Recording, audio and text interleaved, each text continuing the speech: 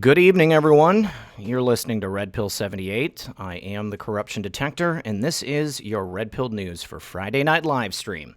I hope that everyone is having a lovely day. I hope everyone had a safe and happy 4th of July as well, celebrating our independence from our former owners and the royal family.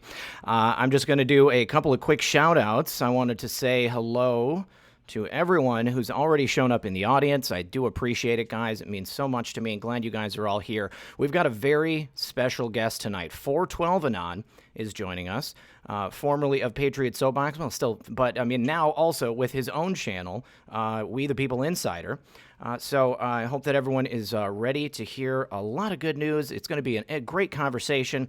I want to make sure that I say hello to everybody calling in from these different states. We've got Minnesota, North Carolina, the Great Northwest.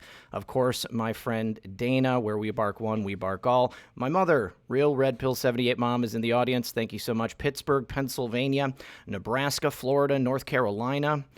Let's see. Hello, Patriots, Alabama. I'm so glad you guys are here. Ohio, Texas. Do need to say a couple of quick thank yous for the super chats. Thank you, Jeff Stewart, also Mike Kenny, and then again, Jeff Stewart, thank you so much. We've got people from Reno, Houston, Texas, New York, Rifle, Colorado, Jersey, Virginia, Vero Beach, Florida, Pennsylvania, California.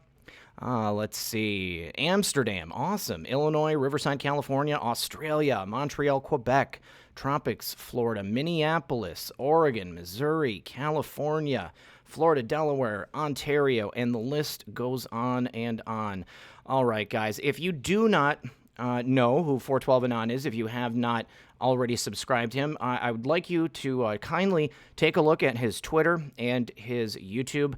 The links for both of those are in the description box below, but of course they're going to be on screen as we are speaking this evening. So I'm going to go ahead and bring in my guest, 412 Anon. Thank you so much for joining us, my friend. Hey, Red Pill, thank you so much for having me. This is awesome. It's great to be here live chat. How you guys doing out there? Good to see you all. Yeah, you can see we've got lots of people already filtering in, got about just under 500 people. If I could just make a plea, everyone, please do remember to like this video, share it on your favorite social networks. That helps us get through the algorithm and the innate censorship that we suffer here on this program. Obviously, this is where we want to be because this is where all of you are. So we make our best effort to work through the troubles and the growing pains. All right, so 412, thank you so much for being here tonight, my friend. I love your show. I loved you when you were full-time over on PSB. And, I was just telling you before the show that the first time I ever heard about you and your work was a long time ago, like well over a year ago. That was when you were on SGT Report with Sean, also another friend of the show. Yeah. So tell us, how did you get started in this? What turned you on to the Q movement, and then what made you want to do something active inside of it? Oh, man. What turned me on to the Q movement, of all people, actually, it's really kind of funny. It's David Seaman of Fulcrum News, believe it or not. I can't. Yeah, I used to watch him back in the day too. Yeah, yeah. I heard him mention something about QAnon, and then eventually I found the Calm Before the Storm, a CBTS live stream. I watched a replay of that, and that was really my first exposure to Q. It was probably very early 2018. So it was a few hundred posts in when I first found it. Yep. And right around when I found it is when Pamphlet Anon started up Patriot Soapbox and took his stream and made it 24/7. So I was one of the first 1,000 subscribers over there on Patriot Soapbox. When they first got started, I was a huge fan of what they were doing. I was participating in live chat, and I noticed they had this list of resignations. Q had said track resignations. Right. And I went and I looked at this thing, and it was well over 1,500 records long. And for those of you that don't know, I'm a data scientist by trade. I work for a university. I handle data systems. I build interactive data displays. So I saw this list of over 1,000 names. I'm like, well, no one, I mean, that's kind of hard to look at and get any real insight out of. So I took that and I ran it through some business intelligence software, and I created these dashboards. And I blended the resignation data with news sources, actually Breaking Spectre out there in one of your mods, one of my co-hosts over. He supplied me with a news database. I had someone give me a spreadsheet with all the Q posts and Trump tweets. So I blended all this together with the resignations and put together these really cool dashboards. And that's when Sean had me on, and really that's kind of what got me noticed by the Soapbox. Got a show on there with Pamphlet, and the rest is kind of history. Started my own channel back in late November, I guess it was last year, early November last year, and just been kind of trying to push out the content and spread the word ever since. Awesome. And I mean, you feature a lot of the same people that were involved when you were just over on PSB. I know Tennessee Homesteader and I saw Conscious Abe here in the chat tonight. Yep. So now, how often are you doing this show? This is a daily show, right? It's from 5 to 7? Oh yeah, so I do. We do a show on We the People Insider called the Patriot Power Hour. That's 1 hour long. We go from 4 to 5 p.m. Eastern time weekdays, and then typically most of the time I go Monday through Friday on the Soapbox. Right after that, from 5 to 7 as well with Pamphlet. That show's called Freedom Rings. It's a call-in show. This summer though, we're kind of alternating nights just to kind of free up some time. There's a lot of stuff we're both working on, so we're alternating nights, co-hosting on Fridays. So you can catch me over there Tuesdays or Thursdays. Right on. Yeah, I just did the co-hosting gig in your place the other day when on Pam's day. That was great. Yeah, I caught a lot of that show. You guys did awesome. Yeah, no, I appreciate it, man. Thank you so much. So in regards to the website that you had with all of the dashboards and the aggregation of the information, is that still available for people to go check out?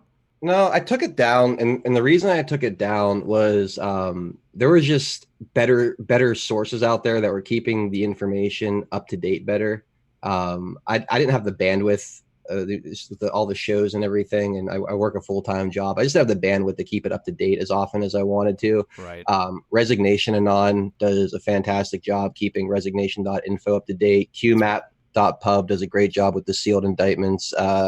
And the arrests and things like that. So once, my contribution was the idea of taking the static data and bringing it into a way people could actually see a picture, look at it, and interact with it. Right. I kind of got that idea out there to visualize all this different data that we've been told to research.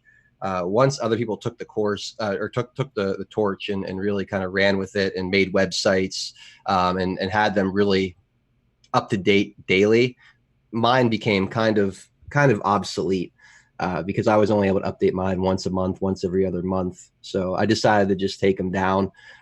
Also, when I got doxxed, I had a bunch of these morons contacting my boss and trying to get me in trouble for doing the work on the channel as well. So that was a whole nother issue. So I decided just to take them down, and I had them set to private for a while. I don't even know how they found them, honestly. And then I just decided to delete them altogether. Well, it's a bummer that happened, dude, because you were one of the first people that was really pulling all of this information together. And we're friends of the show here with Resignation Anon as well. Love that guy. He's been on here, and then I've also been on the Resignation show a couple of times with him too. But so what happened with the doxing? They went out and figured out where you worked, and that's how it happened. Yeah. Basically, when President Trump put out that survey about have you been censored or mistreated, I filled it out. Yeah. Yeah. So I was so excited when he put that out. I was filling it out while I was on air. Oh no!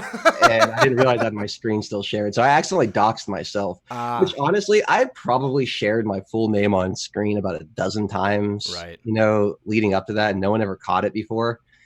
So.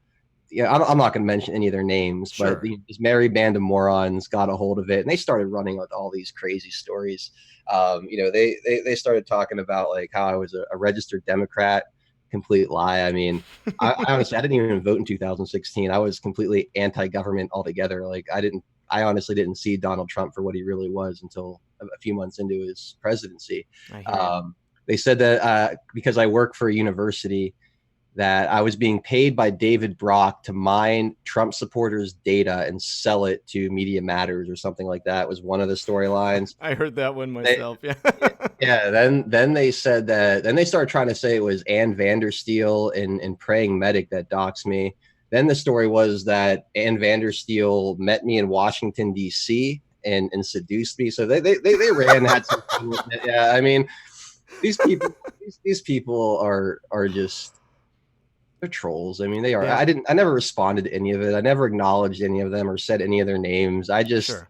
I just kind of let them have their fun. I screenshotted everything that they put out there in case I ever want to go after them. Right. Because I mean, they tried to ruin my livelihood. They really tried to go after my job. They tried to get me fired, ruin my reputation at work. Fortunately, I've always been proud of what I do.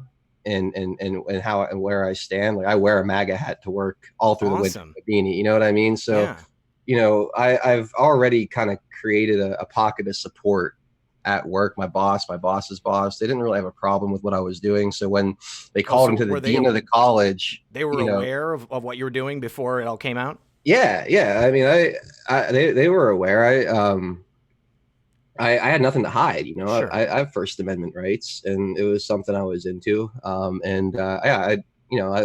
My boss, my immediate boss, he shares my political views or is supportive of them at least enough to. That's great.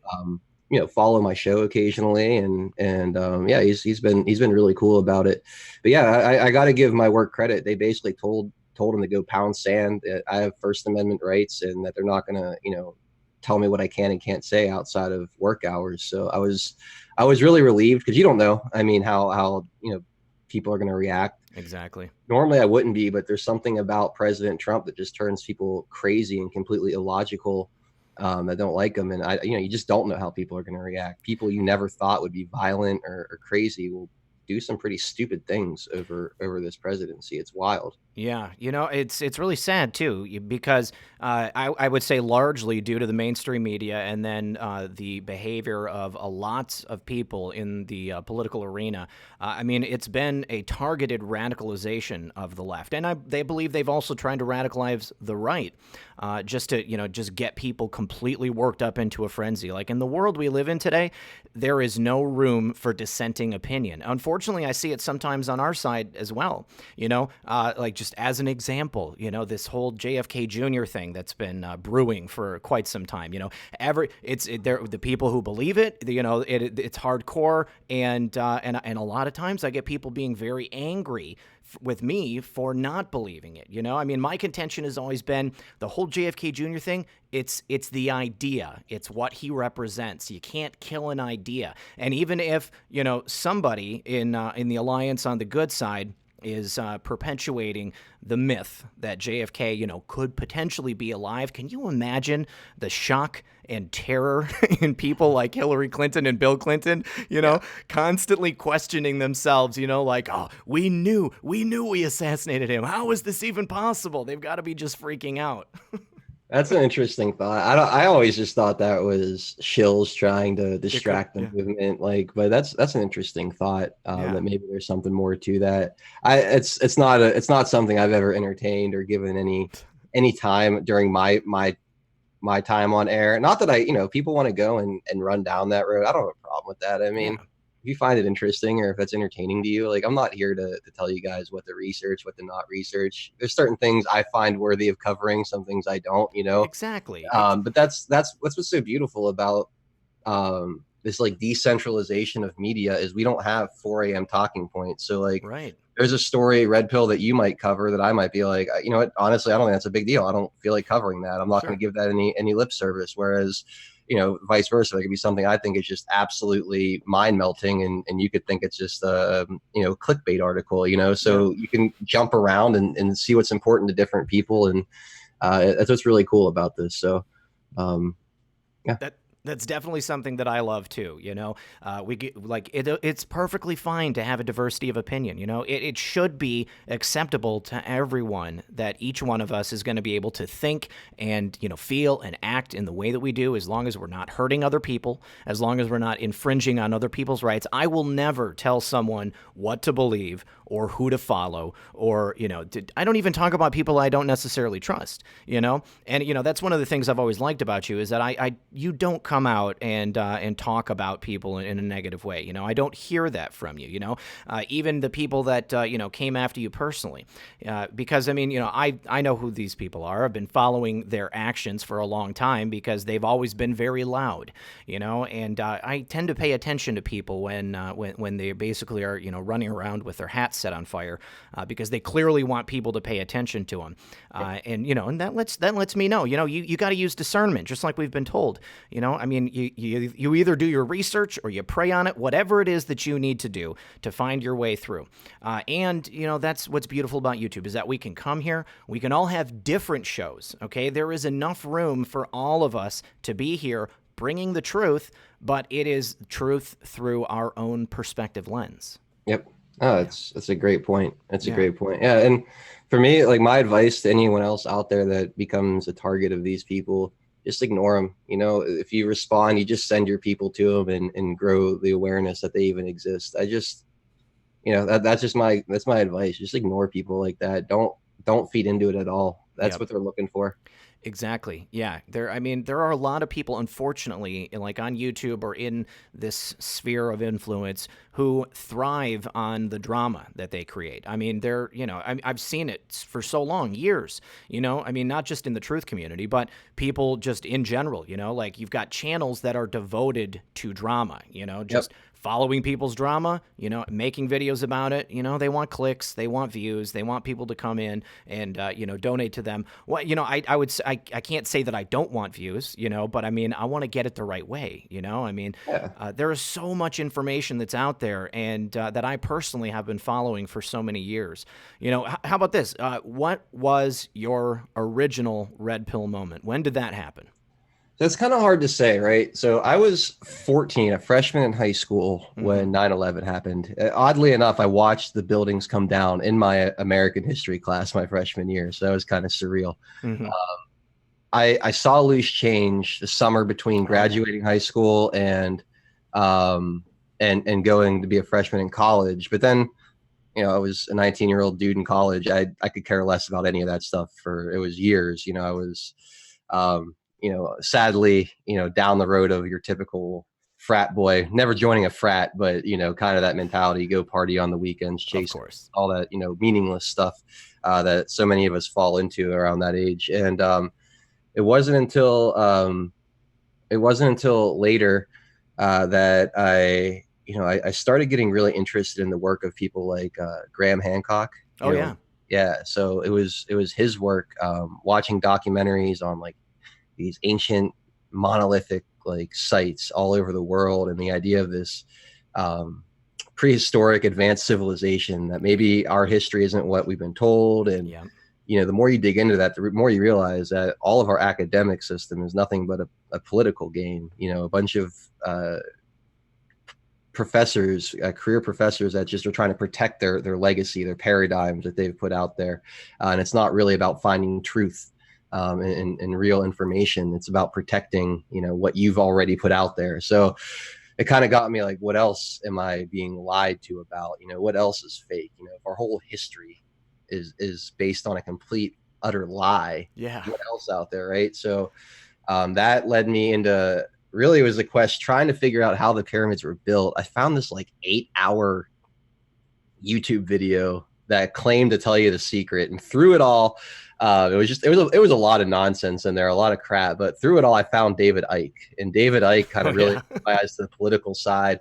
I didn't really take the whole shapeshifter thing super seriously, but just the overall message of this hidden force kind of pulling the strings behind all these major events, and how it's all a show, it's all a lie.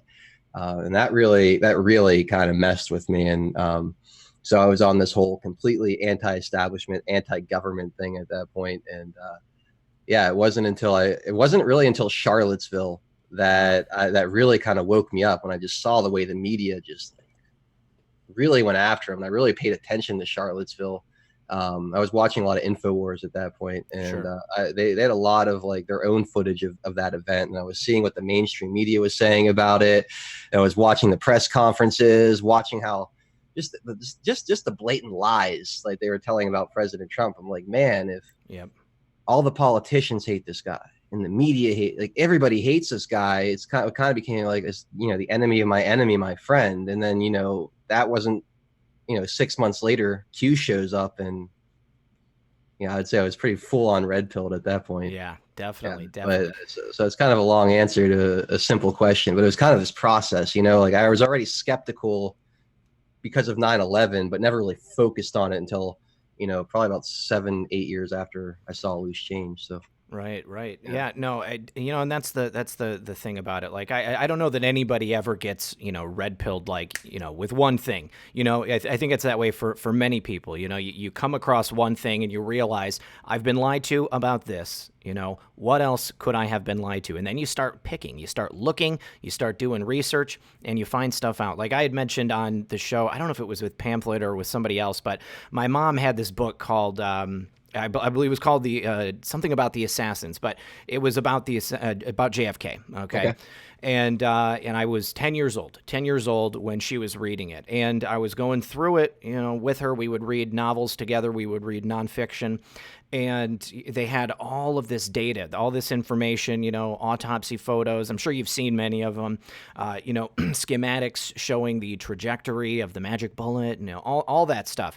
And, what little I did know about how the world worked at that time, I could look at that and say, if it's possible that the president of the United States, and not just him, because there's a lot of questions about Lincoln and other presidents who died, under mysterious circumstances, if they could be assassinated by individuals within their own government, and more than likely a cabal of evil individuals who have been secretly running this program from the very beginning, then what else would we be lied to? And your point about forbidden archaeology, Michael Cremo, I love him. He wrote a book called Forbidden Archaeology, and Graham Hancock, all those guys.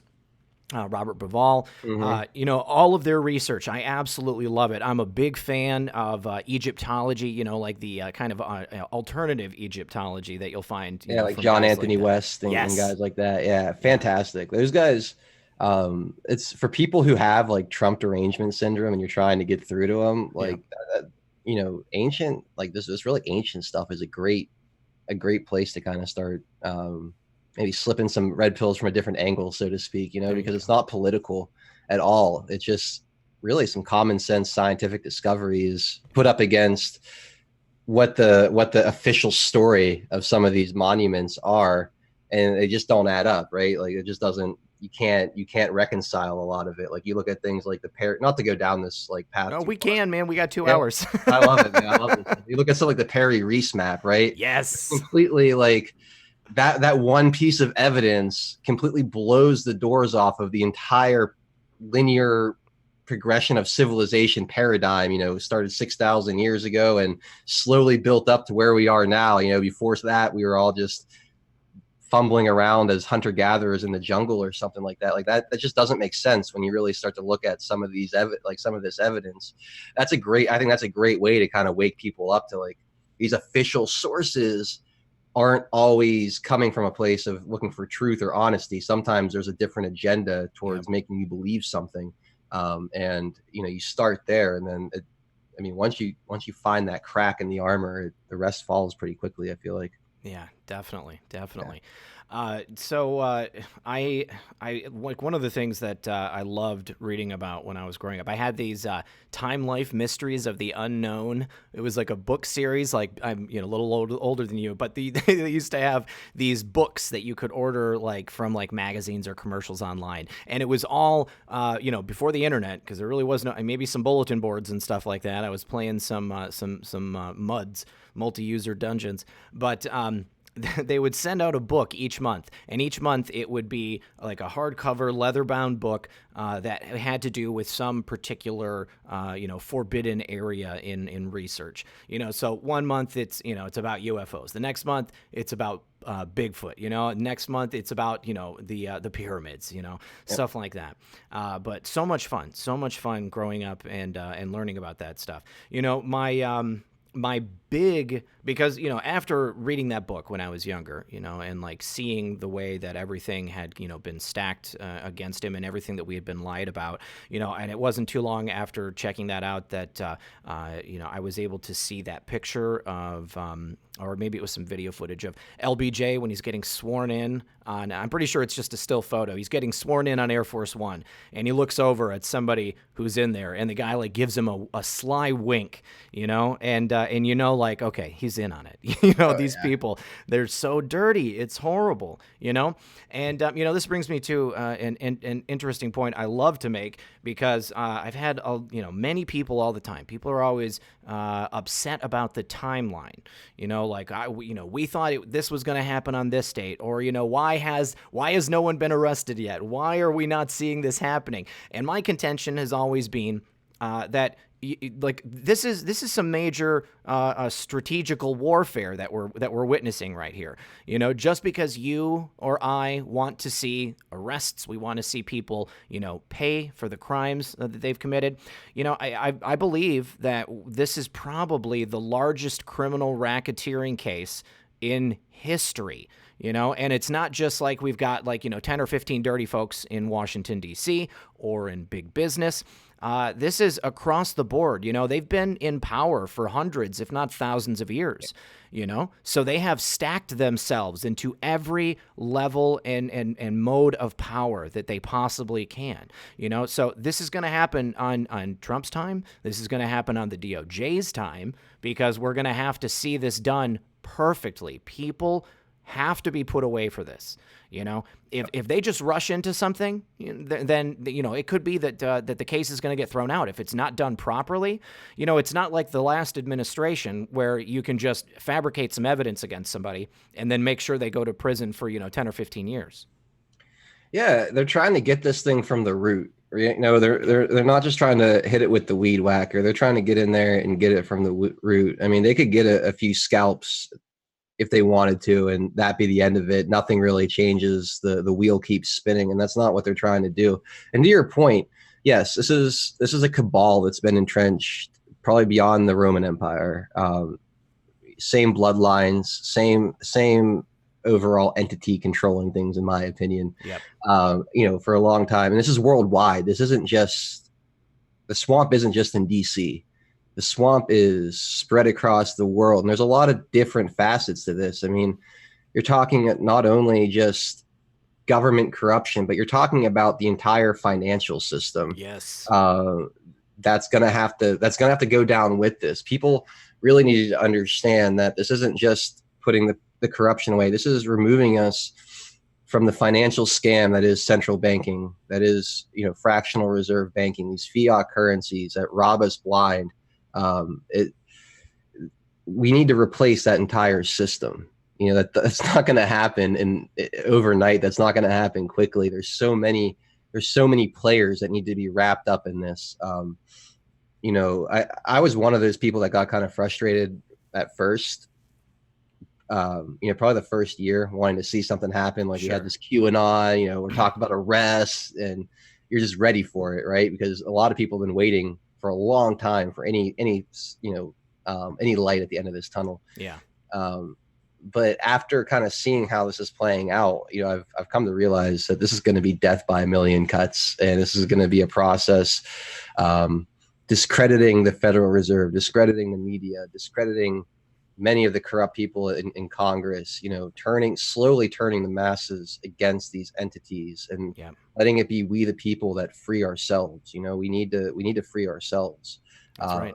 I think that's what we're seeing. We're getting, also, part of my theory in this is we're getting, we've been put to sleep. Many people have no idea how our government really works or how it's supposed to work. And what we've seen from this administration, what President Trump has really done is he's kind of reintroducing us to to our own government. He's putting us through all these different processes. We're learning what's constitutional, what's not constitutional, what's what roles should the legislative branch be playing versus the judicial branch. Where should these powers really lie? Where is this broken? Where does this work?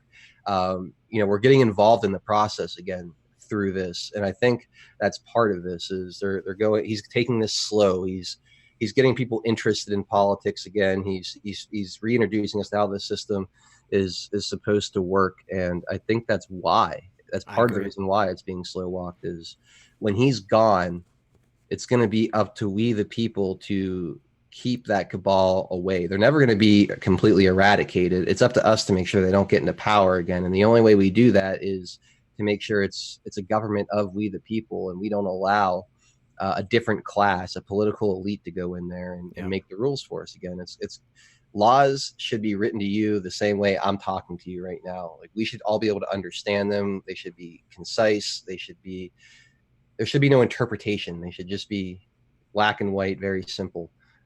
These 1,000-page policies, it's beyond the pale of what was ever supposed to be. It's not how we were ever supposed to be governed. So I think that President Trump is trying to get us, the people, to take ownership of this government again. And the only way to do that is to frustrate us, is to kind of drag us along, to lead us on, to kind of dangle that carrot out in front of us. And I think that's what he's doing. And he's doing a brilliant job at it. I totally agree, because President Trump is only going to be here for 8 years.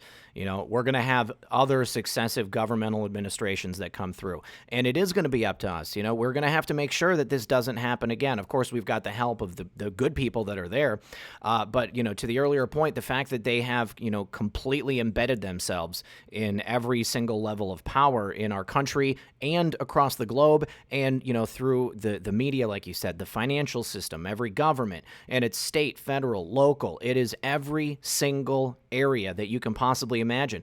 We cannot just go and arrest every single one of those people, because if we do, then we would have an immediate power vacuum, and we would no longer be able to have a working government. Unfortunately, it's going to take some time. I'm sorry, my dogs are barking. That's quite all right. Go ahead and talk for a second. No, yeah, and I mean, if you do that all at once, I mean, if you arrest everyone in one day, if you break too much, if you release too much of like the D class or these documents in one day, I mean, our news cycle, the ADD society, like it's not going to have the impact that this slow turning out of the information, this slow process is having. Like nothing's getting buried. A new transcript gets released, a new source comes forward, we get these little tiny bites that we're given time to fully chew on, swallow, and digest. We're not being overwhelmed. It's slowly bringing in more and more people every time. It's just a few more people. It's building up. They go and arrest everybody tomorrow, and we don't learn anything from it. Then you're right. It's gonna be a power vacuum, and we're just gonna get more of the same, more corruption put in there. You do this slowly. You get enough people following along. You get enough people frustrated and wanting results. It's gonna be a different story when you kind of go through this process. When it's all said and done, you're gonna have people anxious to make sure it doesn't happen again. And more importantly, I think you'll have people understanding why it happened to begin with, and how to stop it from happening again. Exactly. We've been absolutely bombarded with propaganda, predictive programming that has shaped our society, over the last several decades.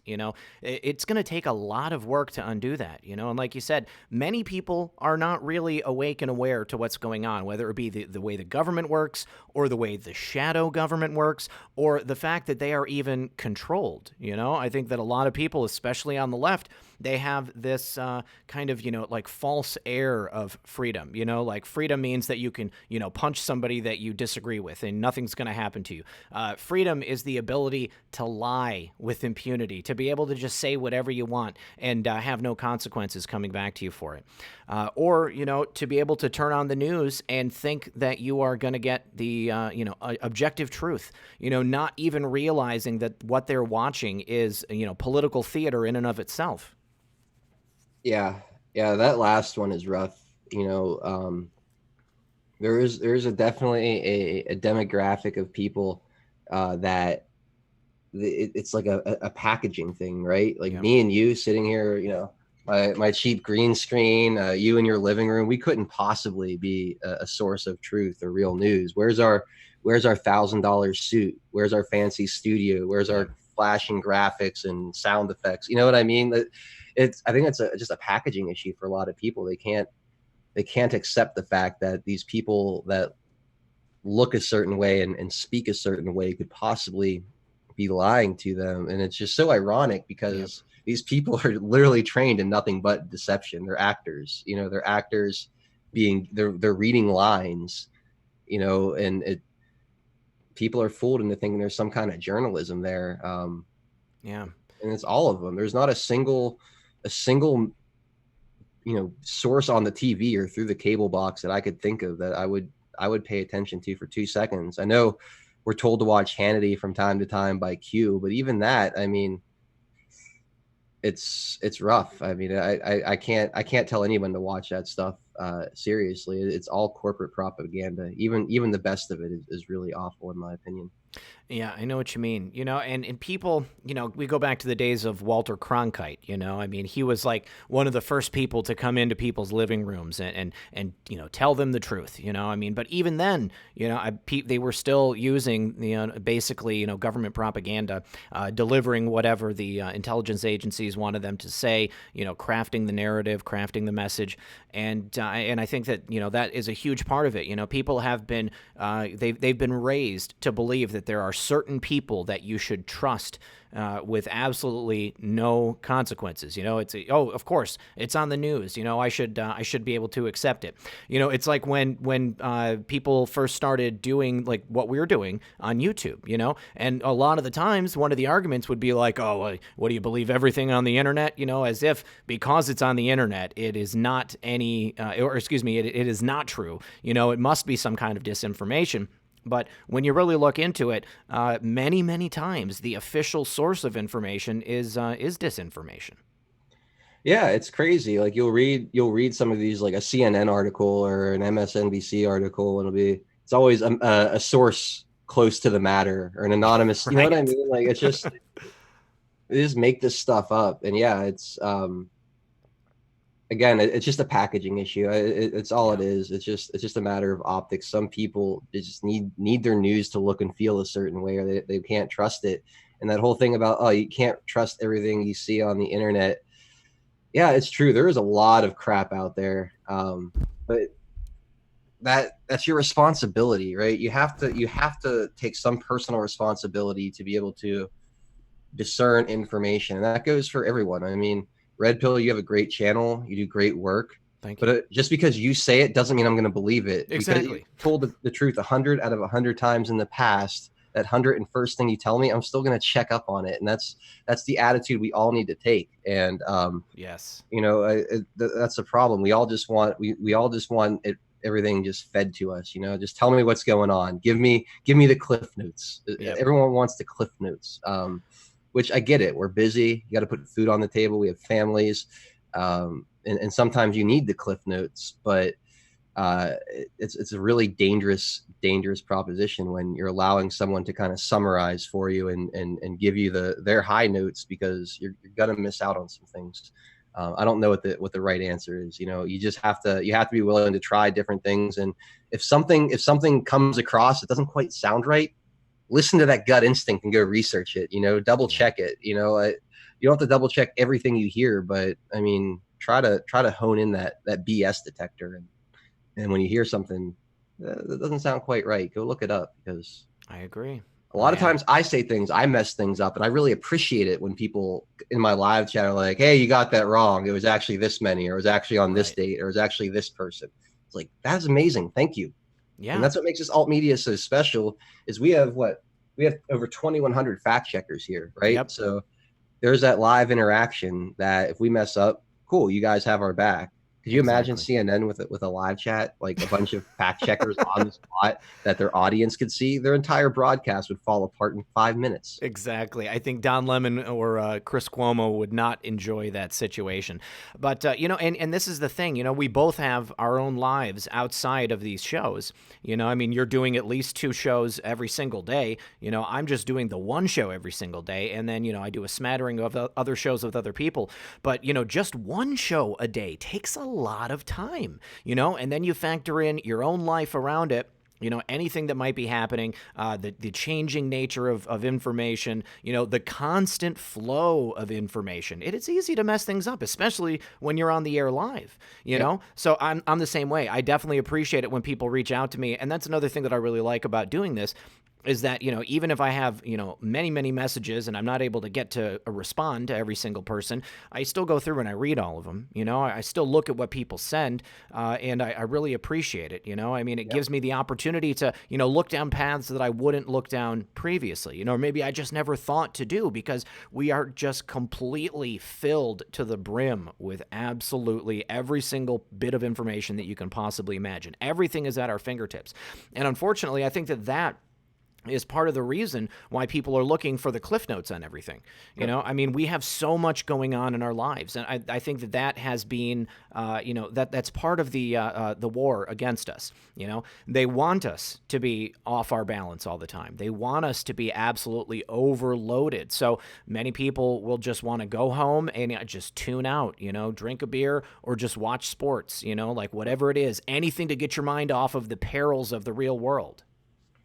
Yeah, yeah. I mean, they've really done a great job with that, right? I mean, they've rigged our financial system against us, so you almost need a two family income or a two income for the family, to put food on the table. So they do a great job making sure that you're constantly struggling to keep your neck above water. You don't have time to really focus on this stuff, and they're- they take advantage of like the ADD nature that they've kind of programmed into us, and it's Yeah. just always all these bright flashing things that draw your attention away from anything that really matters. I mean, think about how dry and boring like C-SPAN comes off of versus like how flashy and obnoxious something like Entertainment Tonight is, right? Right. I Or mean, you just look at DMZ. the production on those two different things. It's you think that's on purpose, that maybe they don't want you watching what the Congress critters are discussing on a given day, Yeah. and they want you, watching,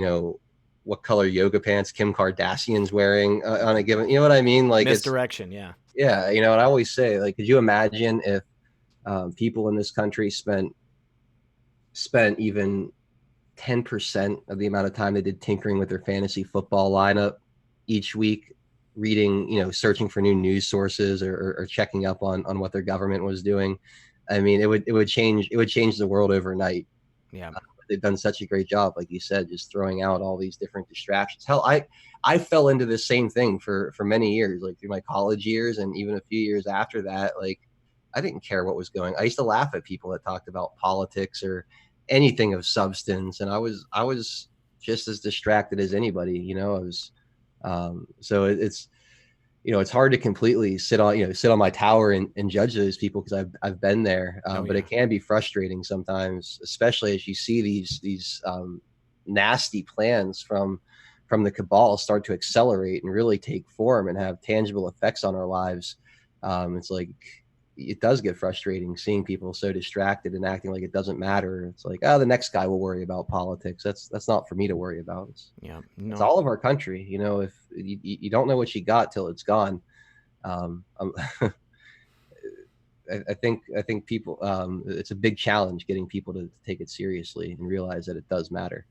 Right, and it can be psychologically damaging. I mean, people are so overwhelmed with their lives. I mean, we have to work almost 60 hours a week in order to be able to not just survive, but also enjoy the fruits of our labor. If you have a couple of kids, it gets even more difficult. But cost of living is very, very high now. The dollar is weak. I mean, it has been deflation or inflation rather has just sucked the value out of the dollar over all of these years.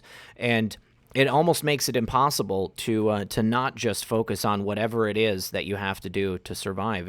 So I definitely don't fault any of those people who are not able to pay attention to this stuff. I think that's one of the reasons that we do this, is so that we can make it palatable. We can start to bring people to a level of awareness. And there was at one point where I didn't think that this would be possible. What we're doing right now, me, putting on a show every day and still having my life and my family, I just didn't think, I don't have time. I thought about starting, I started my YouTube channel back in like 2006. I'm coming up on the, it would be the 13-year anniversary here in just a couple of days, but all I ever did, I uploaded a couple of random videos, back then it was all cat videos and, videos of people's kids and stuff like that. And then lots of cool conspiracy content. That was what I was watching back then, YouTube was awesome back then because it was where you would go to watch stuff that you couldn't find anyplace else, and now, obviously they are changing it.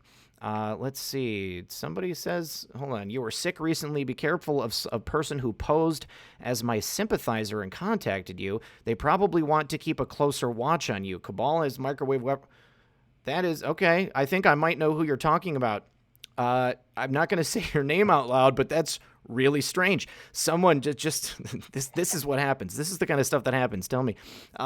Somebody contacted me, said that there was a person who was in trouble, that was victimized by her soon-to-be ex-husband and her brother, and tried to get me in touch with them to do an interview. It was after I had my Cindy Akbug on last week. Her son was taken by Colorado Child Protective Services. That was heart-wrenching. Yeah. And, I realize, you guys, just so everybody knows, I realize that there are so many stories like this. And I want everybody to get their stories out. But, I hope that everybody can understand that I'm limited in what I can present here because I have to be able to present something with some level of fact checking. It's like I've got, all kinds of, stories of things that have happened to me in my lifetime, but I don't necessarily have, stuff to back it up. I don't have documents and stuff like that, and not that I would even want to. But, this is why I think it's so great for people to be able to make their own content because they can get the word out and then they can connect with people and allow other people to do that fact checking. Like I said earlier, I don't ever tell people to believe me. I tell, this is what I found. Now you go check it out. And so that's very interesting that person was in the chat saying that it was not someone who was associated with them. Interesting story. But, if you guys ever have any ideas for stories, if you have something you want me to check out, definitely along with the idea, send some backup information. Send something that I can go check out so that I can really do the digging and see if it's something that we want to put on the show. So when you're going through the process of putting your show together, 412, what's your process in terms of your digging? Do you have a team of researchers? Do you have people feeding you stuff? I have so for We the People Insider, I have fantastic people working with me. So I call them my OG crew. I got Breaking Spectre, who is just a wonderful news aggregator and a brilliant mind. Great guy.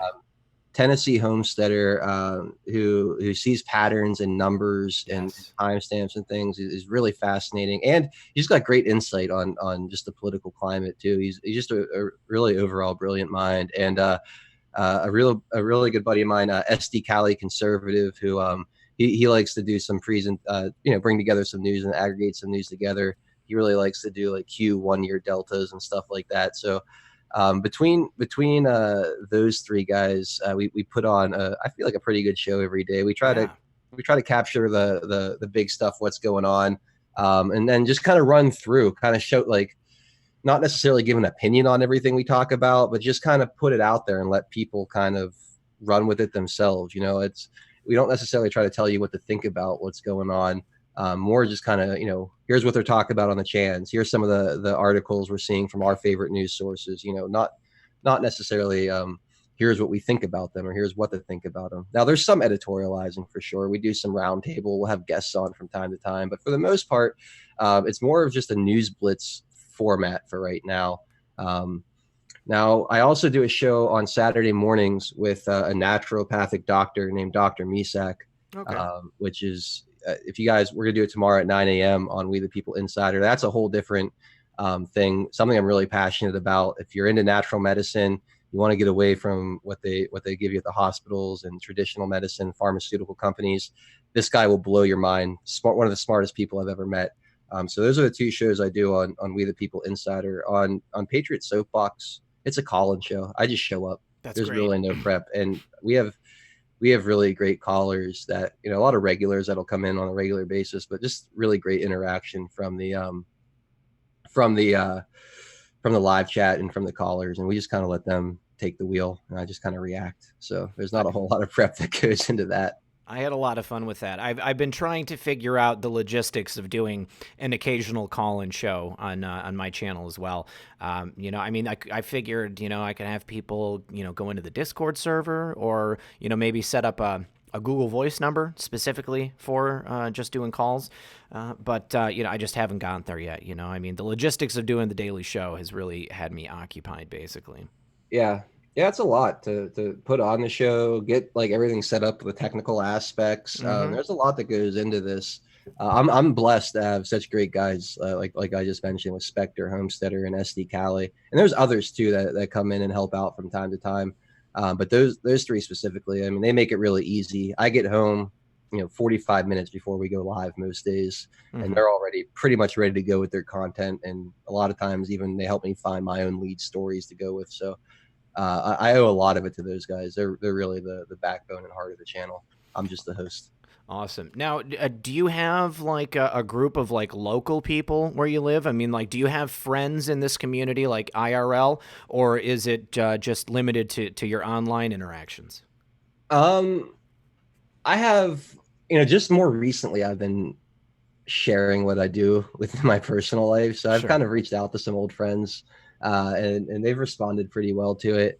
I don't have any friends that are on this like the same level I am as far as like following Q real closely. Right. But no, for the most part, I'm kind of on an island.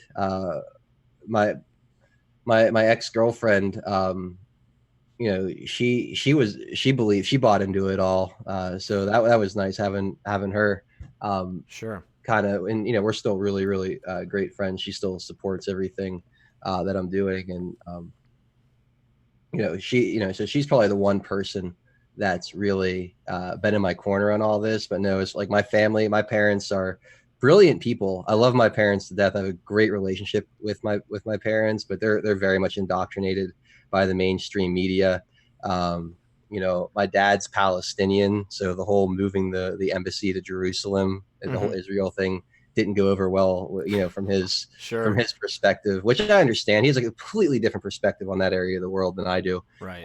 Because he came over here when he was 18, so me growing up here versus him living over there up until he was an adult, and having a big family over in that area of the world still, he has a completely different perspective on that area. So there's definitely, some, I wouldn't say tension, but we definitely have disagreements on the political landscape at home.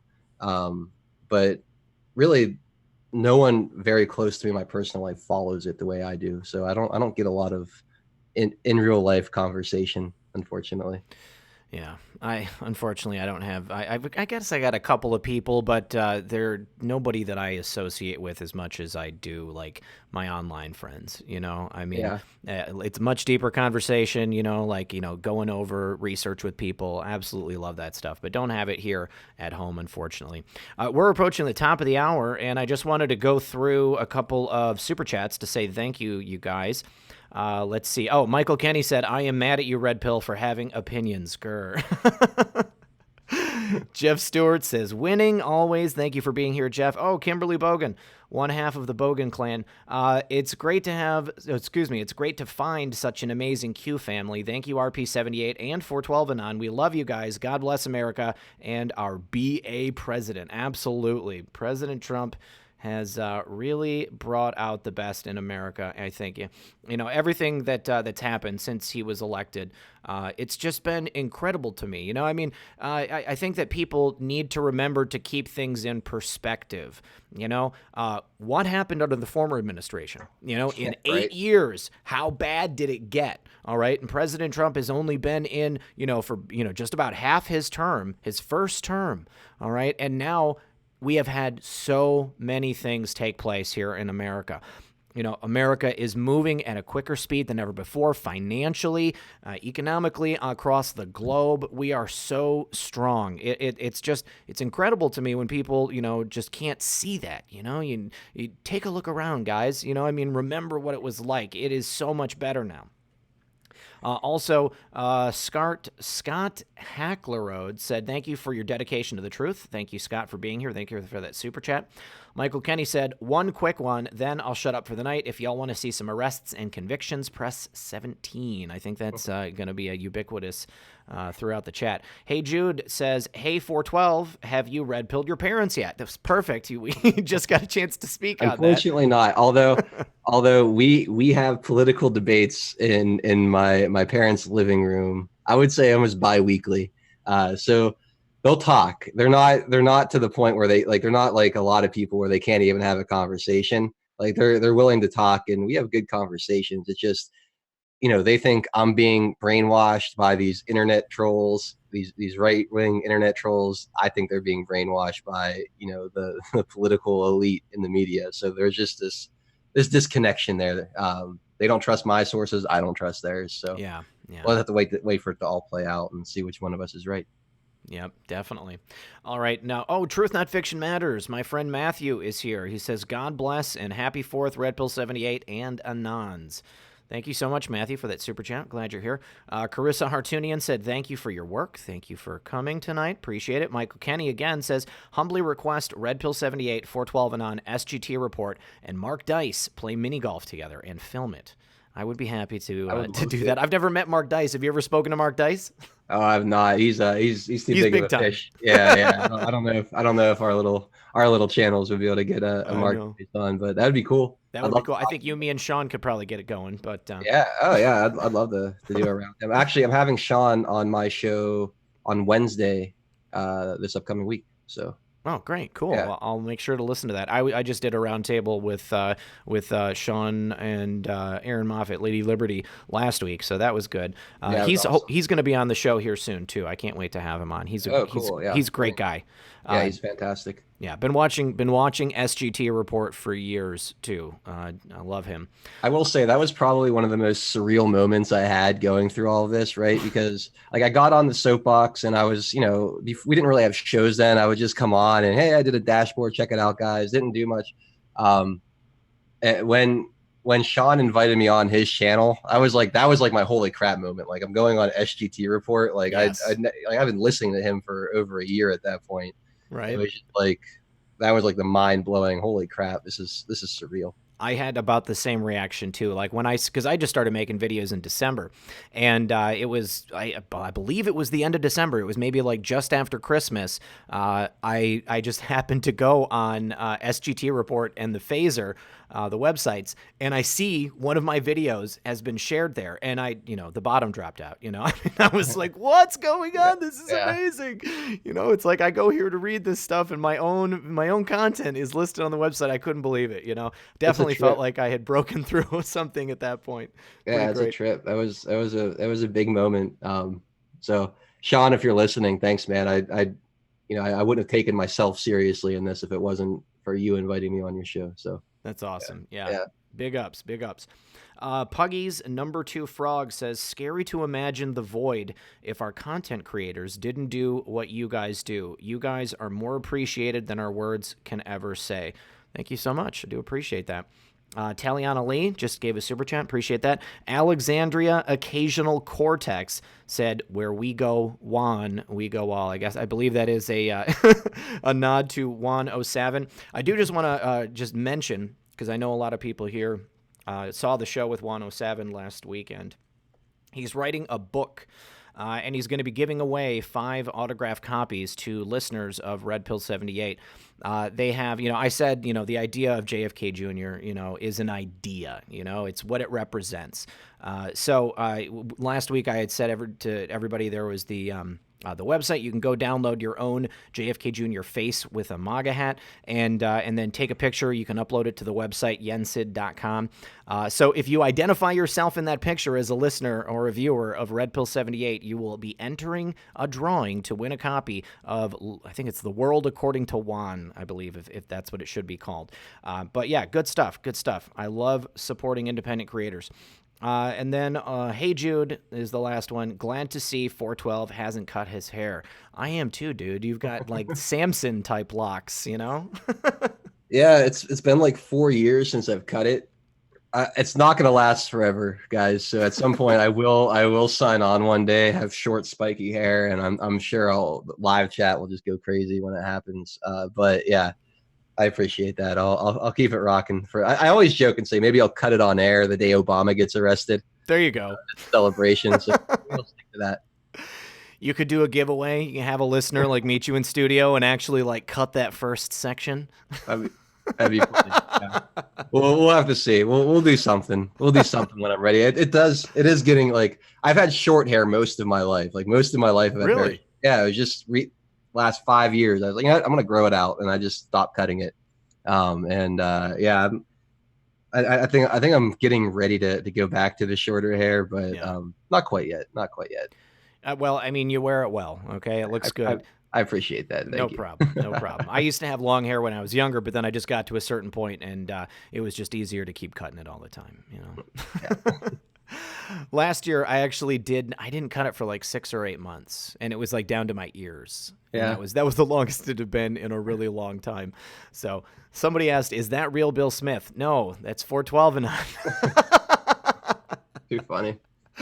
Real Bill Smith is a funny guy. Okay. All right. So we were talking, I wanted to talk about the censorship that we are experiencing here on this platform.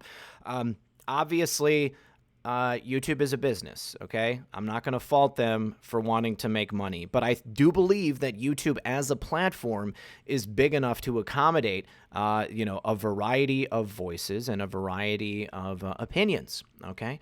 However, it's not just that. We know that there is a concerted effort to stifle voices who entertain a certain opinion or have uncovered certain truths. So when I got hit with the algorithm change back in January, initially my subscriber growth was like sometimes tens of thousands, in a matter of days. It was great. I was reaching a lot of people. My own videos would be suggested to me when I'm watching YouTube. How surreal was that?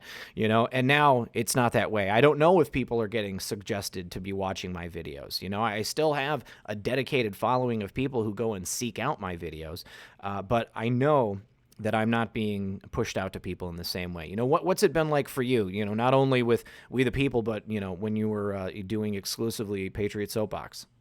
Oh, it's been really frustrating. I mean, it's to be expected. I'm not surprised, but yeah. So we'll start with Patriot Soapbox. I started doing an actual show on Patriot Soapbox. I think it was like it's been a little over a year. We'll call it like mid-May 2018. I've been on from 5 to 7 p.m. Eastern time, pretty much since last May.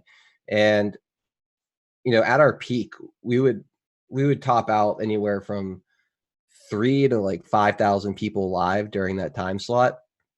That's a lot. Yeah. The show was really, really doing well. And I mean, now if we break 2,000, it's probably because Q posted, at first time in a while or something like that. We barely break 2,000 people, which is just ridiculous.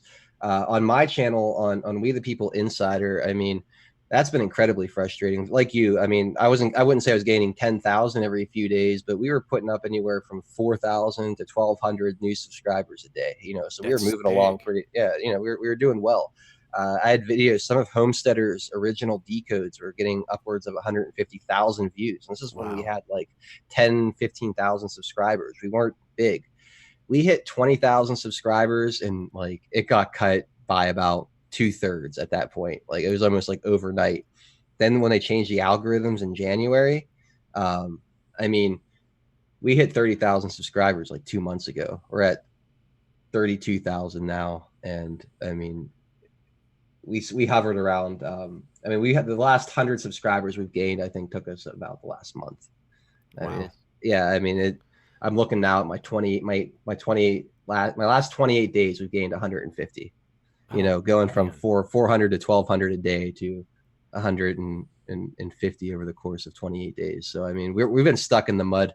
So I see it's up on the screen. I really appreciate you guys, going and subscribing to We the People Insider if you're not already. Yeah. Twitter as well, you guys. Twitter as well. Yeah, because YouTube's really put their foot down on our throat.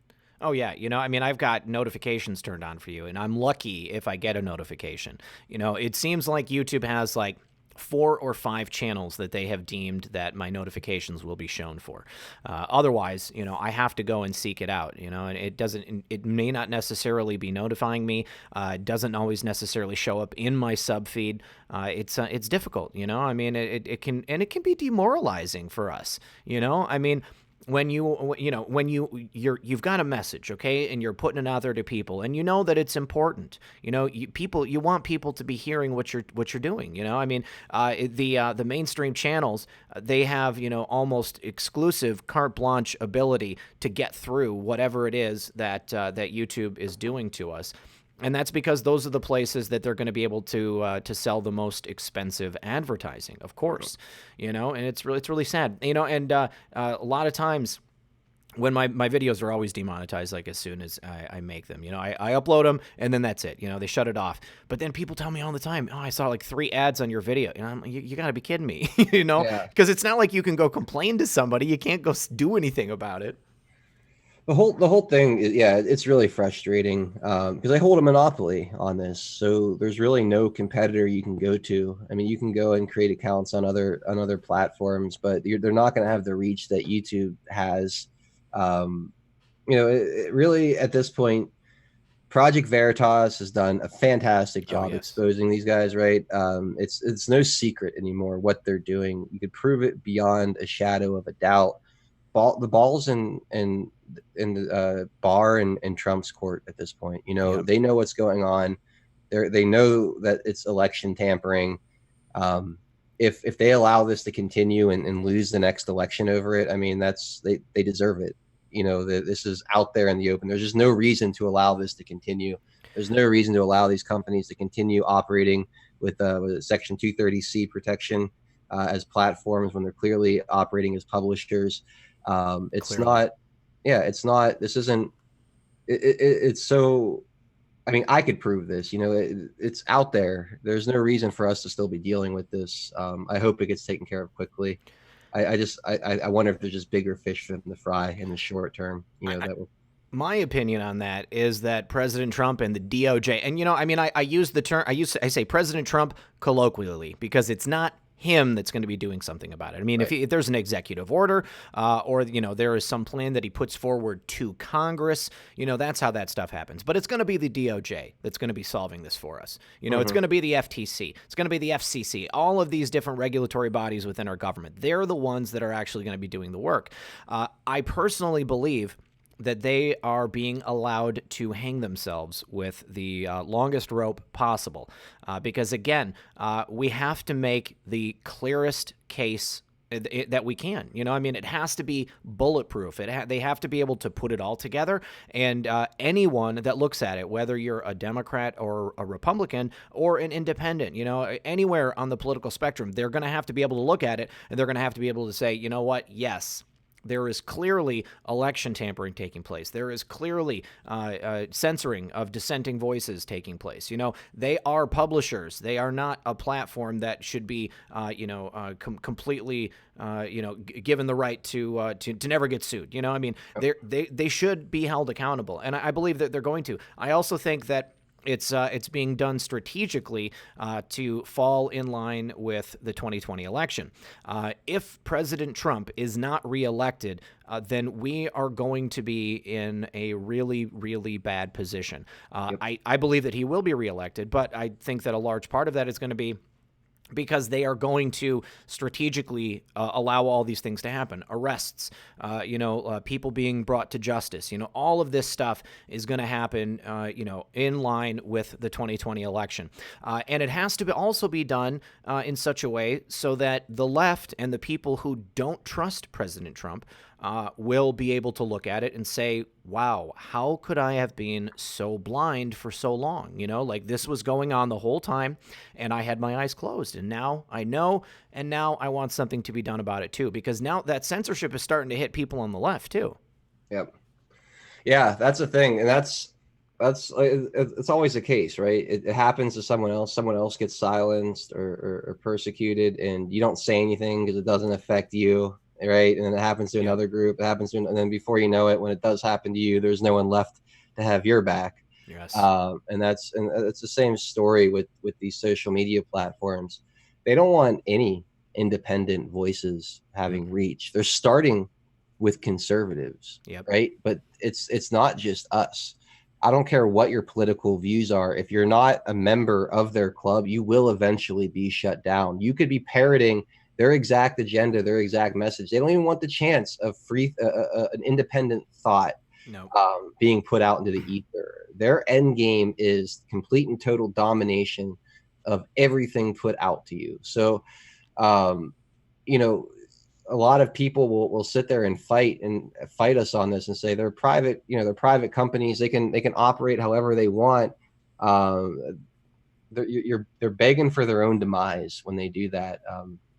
We have to fight for and salvage these platforms and make sure that they're a level playing field for everybody, and let the free market decide who gets attention and who doesn't. Exactly, because it's not free right now. It's happened and said, Red Pill, I agree. Didn't our favorite Anon say never interfere with the enemy when he's in the process of destroying himself? I think that is the perfect summation of why it's happening this way. Just a couple. I just worry that they're going to end up imploding these platforms, and I think that would be a shame because they're great platforms and we developed them. Our taxpayer dollar. I mean, it wasn't like this is all DARPA. Yeah. On our taxpayer dollars. These are ours. We should be using these. Yep. We should be using these to make the world a better place for we the people. They shouldn't be weaponized against us. We paid for these damn things.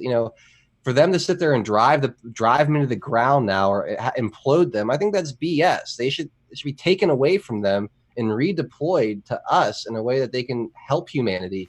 Hell, we paid for them, right? Yeah, exactly. So, I don't know. I get it. I get people want to decentralize and go to alternate platforms. I think it's a shame because these platforms are really, really slick. They're already developed. And exactly. Really great for us if the control of them is decentralized. Sorry, man, I didn't mean to walk all over you there. No, you're good. You're totally good. No, I completely agree. I mean, like this has been built on our backs, not only with tax dollars, but it was called YouTube. Okay, it was us as individuals making videos and bringing people to the platform, making it something that people would go ahead and watch. People turn to YouTube and other similar platforms because they wanted an alternative to cable. They didn't want to watch TV anymore. They were sick of sitcoms. They were sick of reality shows. Maybe they wanted to watch, reality, but they wanted to know what was going on in somebody's life. Things can get really personal on YouTube. People can sometimes, self-disclose a little too much, in my opinion, but a lot of people like that. A lot of people like coming here and being able to find something that they're not going to be able to find someplace else. I just need to say a couple of quick thank yous again. Charles Pixley said, you, Red Pill, 412 Anon, Breaking Spectre, SGT, many others are the replacement for the alphabet channels. POTUS 45 and Q promised and declared you are the news now. Far advanced already and far to go. Thank you so much, Charles. Did you see my show with Charles Pixley? I did not. I missed that one. I'll have to go back and catch it. That was a good one. Yeah, definitely watch that with Charles. That was a great show. Yeah. Ben Schwagel just said, hey, guys, Someone needs to let Sean from SGT Report know that Bill Smith started attacking Jordan Sather for drinking bleach when he talked about chlorine dioxide, saying trust pharmaceuticals instead. Very wrong. I don't know about that particular one, but that's something that I wouldn't get involved with because I wasn't directly involved in the beginning. Right. But yes, like I said earlier, I don't like attacking people. I don't think that it does anything good. There are people are going to say whatever they want to say, and I think they should be allowed to. And people do have the right to criticize, in my opinion. But I think there's a line between like attacking and essentially trolling people, and maybe calling something into question. I mean, what do you think about that? Yeah, there's a fine line, right? Because you wanna keep the movement clean, and if there's somebody that's making the movement look bad and they're doing it for personal gain, Mm-hmm. I'm all about unity and sticking together, but at the same time, like, I also take issue with that. I personally, I don't call people out. I basically avoid the confrontation, just try to spread the news and, Right. and do my own thing, stay in my own lane. I don't like to get involved in the drama. But I do have respect for some people that have had the guts to, like, this doesn't look right. Yeah. Something needs to be said. Like, hat off to Neon Revolt. I'm not gonna mention any specifics, but he's gone to some uncomfortable places and he's brought some things to light that needed to be brought to light. I don't think he was doing it to start drama or to start problems. No. But he did a good job, kind of at least calling out an issue that could have really caused big problems for us down the line if it wasn't addressed. I think he did the right thing in that instance, right? I didn't personally go out and push that or cover it myself. I did a show on it here. I shouldn't have. I don't know. You know what I mean? It's a tough one, man. I don't know. I err on the side of just avoiding the drama, but I'd hear and respect the argument that I'm derelict of duty by not, helping to purify the movement too. So I don't know what the answer is, to be completely honest with you. Well, it's the idea, like you said, of like bringing something to the attention of people, like calling something. If you've got legitimate questions about something, ask them, okay? Right. But that's not the same as attacking someone whole cloth, Right. And that's where I draw the line. I mean, I did a show on the same issue that you're speaking of, and I haven't talked about it since. I don't. It's not something that I want to talk about. Right. I mean, like, it was an issue that I brought to the forefront. I mean, I called attention to it, and then that's it. I want to move on. Yep. I want people to be unified as much as we can be in this movement. I'm not trying to attack anybody, but I mean, like I said earlier in the program, if somebody has an issue that I don't agree with, I mean, I'll say I don't agree with it, but that doesn't mean that that we can't move on and and keep going towards the same goal, But this is also, again, the beauty of being able to create our own personalized content. This is my show. I'm going to cover what I want to cover. You've got your show. You get to cover what you want to cover as well. And people get to have that that variety anytime they go to this platform. I mean, it would be so boring. Can you imagine if we all had a cookie cutter copy of each other's shows? You go from 4 to 7, with your program, and then from 7 to 8 with my program. It's the exact same thing. Nobody would watch. You'd find one show. That sounds like the mainstream media to me. Exactly. You know what I mean? Like, and that's across all the channels. You literally get the same exact stories, the same exact opinion about those stories across the board. Yep. I mean, aside from Fox, who will sometimes take like a more roundabout way to get you to that exact same conclusion. Yep. But yeah, it's ultimately we're the complete antithesis of what they are. They all decide ahead of time what they're all going to say and talk about and what they're not going to talk about. They get together, it's discussed, and it's put out there. It's known. It's a spoken thing. With us, we all do our own thing. We have each other on, we promote each other's work, but no one tells me what to cover, what not to cover, not even on the Soapbox, where it's somebody else's channel. I have complete autonomy over my time slot. I can come on there and cover whatever I want. If I don't want to take a single call one day, and just read a bunch of articles. I have the right to, I could do that. It's beautiful the way this alt media works, and just the overall culture of it being decentralized, personal, independent. It's everything that the legacy media is not, and it's beautiful to see it kind of taking over and kind of changing the tide. Uh, Definitely. yeah, it's having a huge impact on the world. It is. It's great. You know, I mean, I'm really proud and honored to be here in this position and to like watch this happen. I mean, I say it all the time. This is the most exciting time to be alive, in my opinion. You know, I Ever. would not want to be living at any other point in history. I love that I am here right now and that I get to see America and our society going through these changes. You know, it's not always comfortable. You know, I mean, sometimes it's very uncomfortable. The things that we learn when we're getting into the meat of this, you know, it can be too much. I said earlier in the program, it can be psychologically damaging for some people. You know, there was a point during the former administration where I just shut down. You know, I mean, I was like, I got to a certain point. I realized what was going on. Like, you know, I realized far more than I had thought was possible previously to that.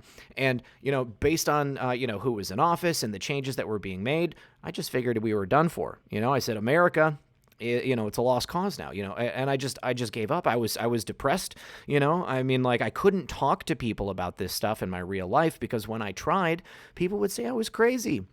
You know, they couldn't handle it. They couldn't believe that these things were real. You know, and then, you know, and then once President Trump was elected, you know, during that 2016 election cycle, you know, being able to watch that. And you know what you said earlier about realizing that everyone was against him. You know, I knew, you know, what the power structures were. And when I looked at the news, when I looked at the you know, the politicians in Washington D.C., Democrat or Republican, and realized that everybody surrounding President Trump absolutely hated him and wanted anything other than for him to be elected, I knew that he had to be a genuine person, you know, that he had to have America's best interests at heart. And, you know, that there is nothing that anybody can say that could, you know, turn me away from President Trump because he doesn't have to be here. You know, he does not need to be putting himself and his family through what they are being forced to endure. You know, he's only doing it because I truly believe that he cares about America, and I love watching it. You know, I mean, patriotism is back. You know, it's okay to be a nationalist, to care about your own country and the needs of the people in your country, the fellow citizens that you walk around with every day. You know, whereas before, you know, we were basically at the doorstep of Agenda 2020. You know, I mean, yeah, I thought we were done for. You know, and to be able to see that that stuff is being rolled back, I just absolutely love it. I do need to say real quick, thank you, Exploding Pumpkin Productions. Glad you're here, buddy. Thanks for that super chat. Barbecue, thank you very much for that as well. And Ben Schwagel says, just let Sean know. I definitely, I'll talk to Sean. And there's a good possibility that Sean might have seen it too. Yeah. But how about for the 4th of July? Did you do anything for the 4th of July? I know several of your colleagues were in Washington, D.C. for the festivities. Soko was there. Pam was there. Yeah, I was really torn on whether or not to go down there and join them or not. The 4th of July is my dad's birthday. So we had a big family cookout at my cousin's house. It was a really good time. So I just did that, hung out with family, relaxed. I wanted to comment on something you just said about the discomfort of the change that we're going through. It was like the most amazing time to be alive. Mm-hmm. It's so true. Like the amount of existing paradigms that so many people have just taken for granted, Yeah. you know, that are about to fall and shatter. I don't think people understand. Like it's such a domino effect, right? Once the storm hits and like this establishment is kind of completely removed, that's gonna like spider web out into all facets of our life that's been infiltrated. That's all going to start to become unravel. We're going to start to grab so many different parts of our history, our health, our food, our medicine. Like so many different areas are going to come back. It is a really awesome time to be alive. I just wanted to echo that point because it's something I say all the time. Good. Yeah. I'm glad to hear it.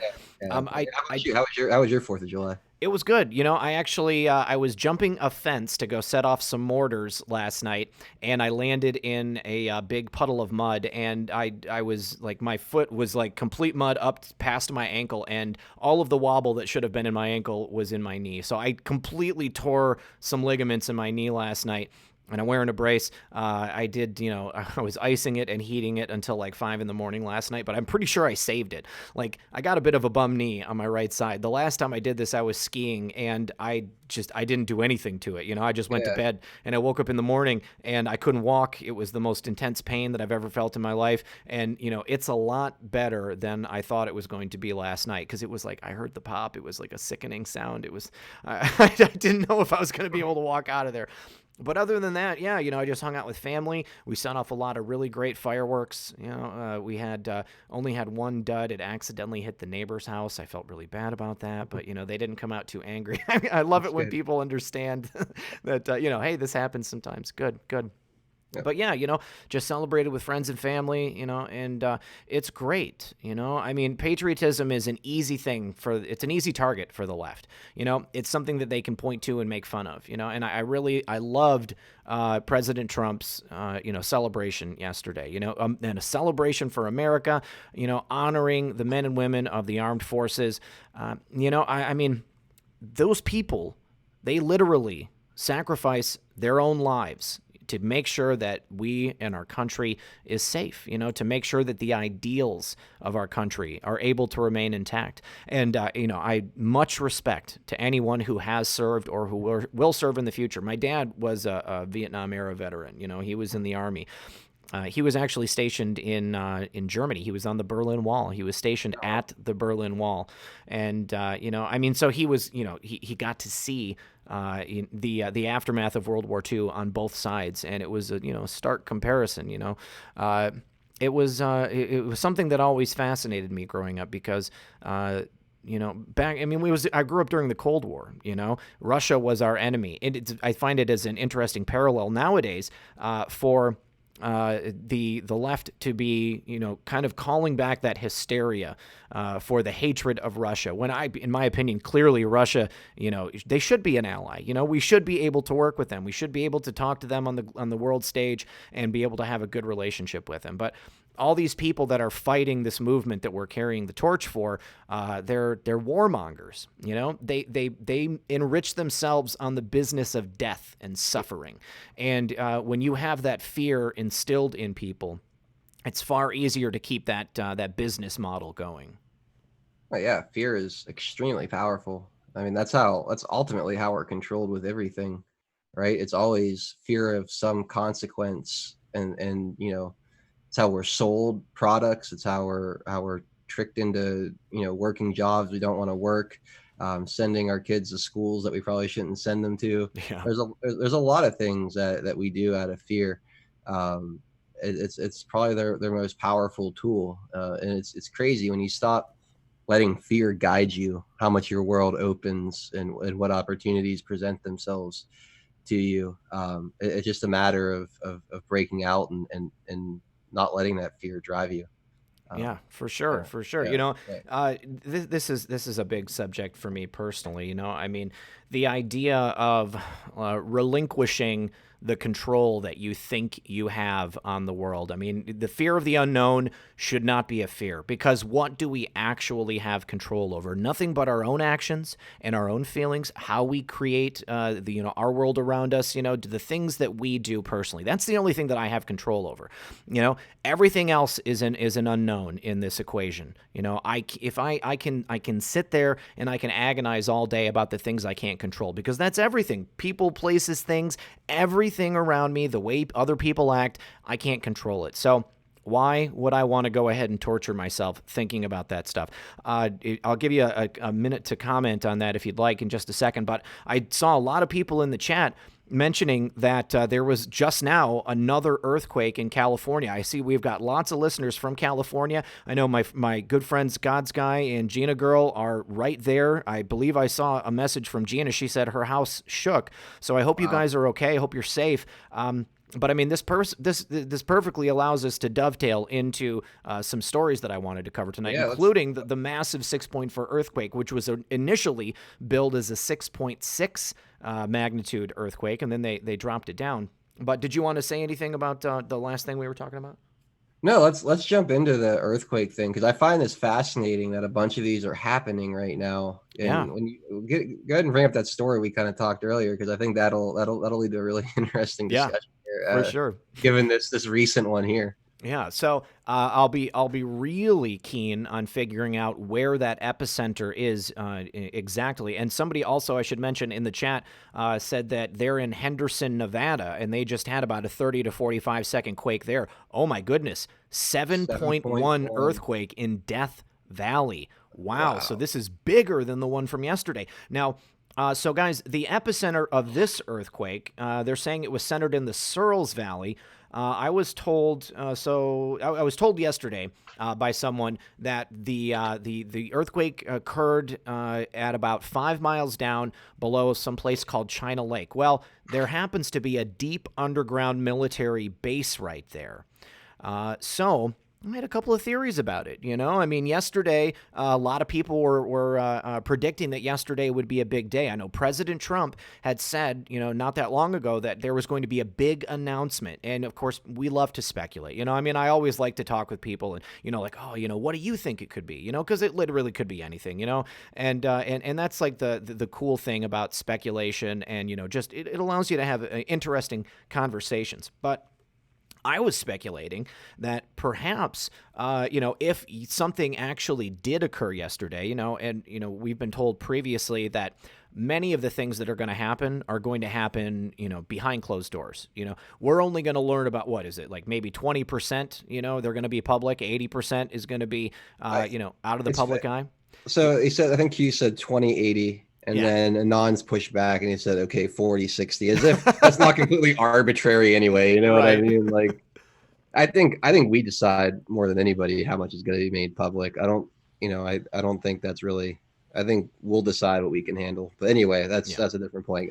Go on with where Well, you're I going. was just thinking that perhaps, since this occurred just below a deep underground military base, and I'm sure you've heard of the theory about a breakaway civilization. Mm-hmm. The idea that the cabal have their, kind of a breakaway civilization. They've taken all this money that's been funneled into black projects by the government, and that they've had, a complete control over, no oversight in Congress. All they know is that they're giving hundreds of millions of dollars a year to these projects that can't be overseen.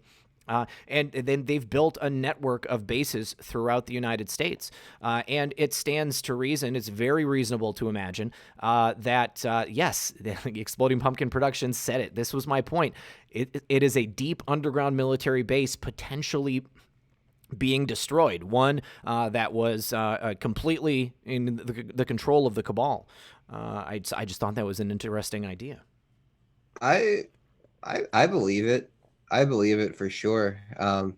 One of like my guilty pleasures is cosmic disclosure. At least it used Oh, to be. yes. Yeah, yeah. Now, a lot of people, I know David Wilcock is a very controversial person whenever you bring him up in any of these channels, at least that I've been on. But I really respect him for his early work. But anyway, he talks about underground military bases and stuff like that. And he's actually mentioned the fact that a while ago, earthquakes that we might have heard. I remember, I want to say it was somewhere between 2011, 2013. There was an earthquake up by me in Pittsburgh that was like super, super like mellow, but Yeah. we don't get these up here. So like everyone made a huge deal about it. And it was just like a out of place thing, like an earthquake in Pittsburgh.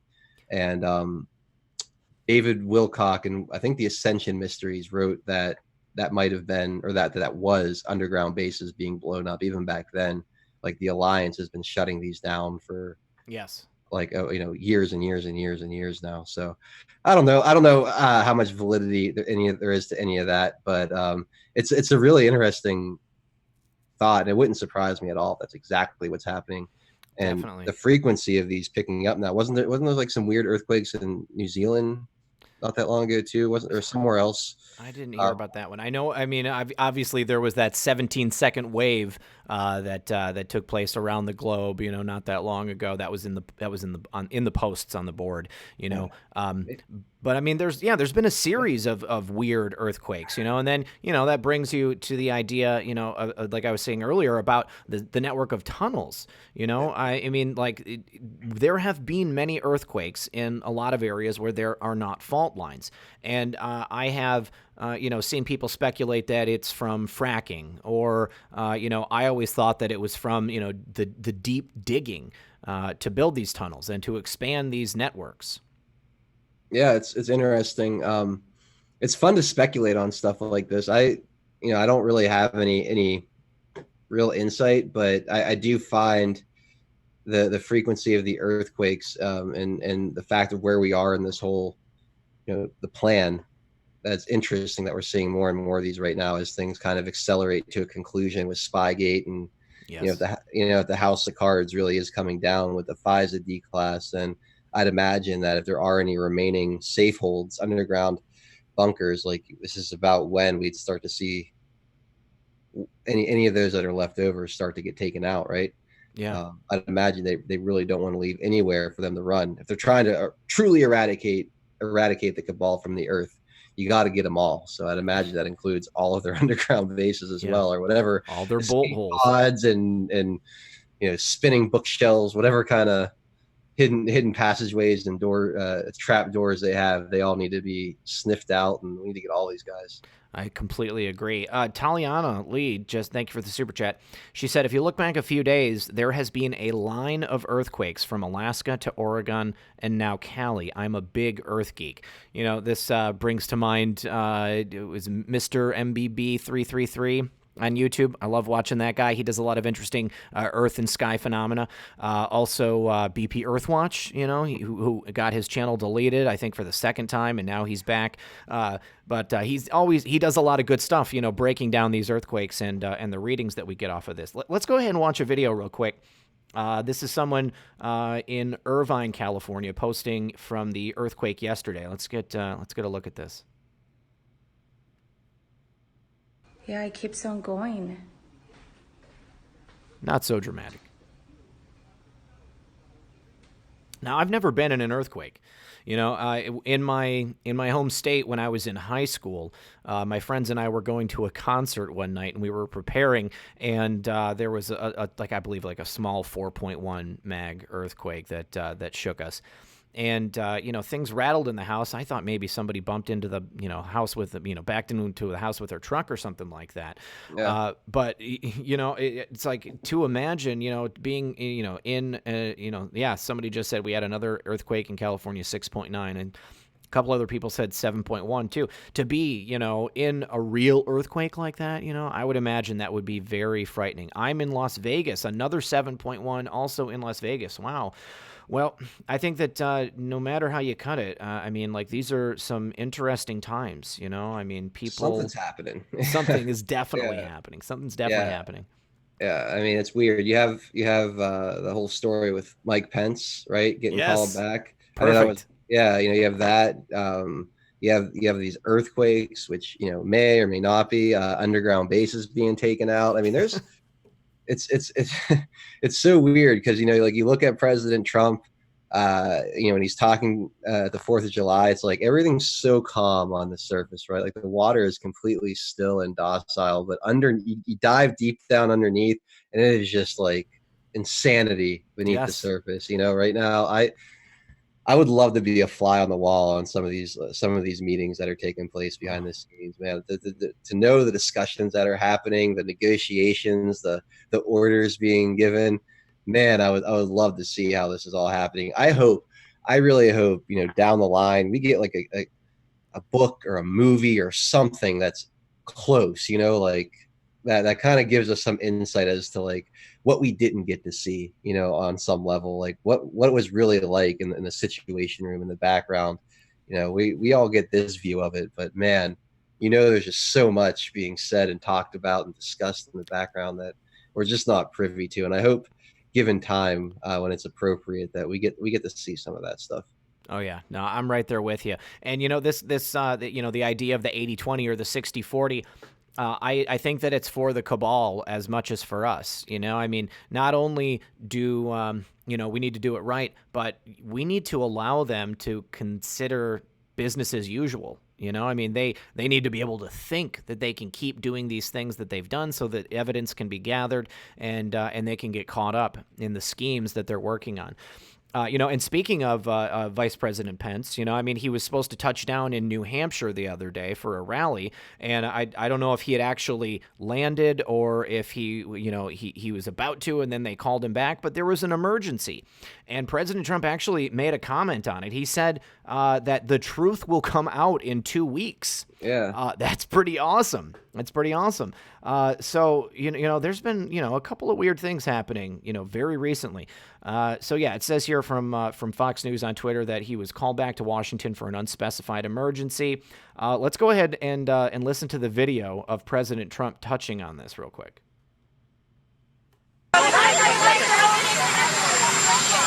Say it. Why did the Vice President cancel his trip the other day to New Hampshire? You'll know in about 2 weeks. What is it? There was a very interesting problem that they had in New Hampshire. What kind of That problem? I can't tell you about it. It was but had nothing to do with White House. There was a problem up there, and I won't go into what the problem was, but you'll see it about a week or two. Mr. President, how do you go there? So we're going to find out the truth. We're going to find out the truth about Mike Pence. Pretty interesting. I mean, do you have any theories on maybe what this could have been about? I don't really. I mean, I really have no idea what this could have been about, but I know Mike Pence has been a super controversial figure, like in all this. People aren't quite sure whether they should trust him or not.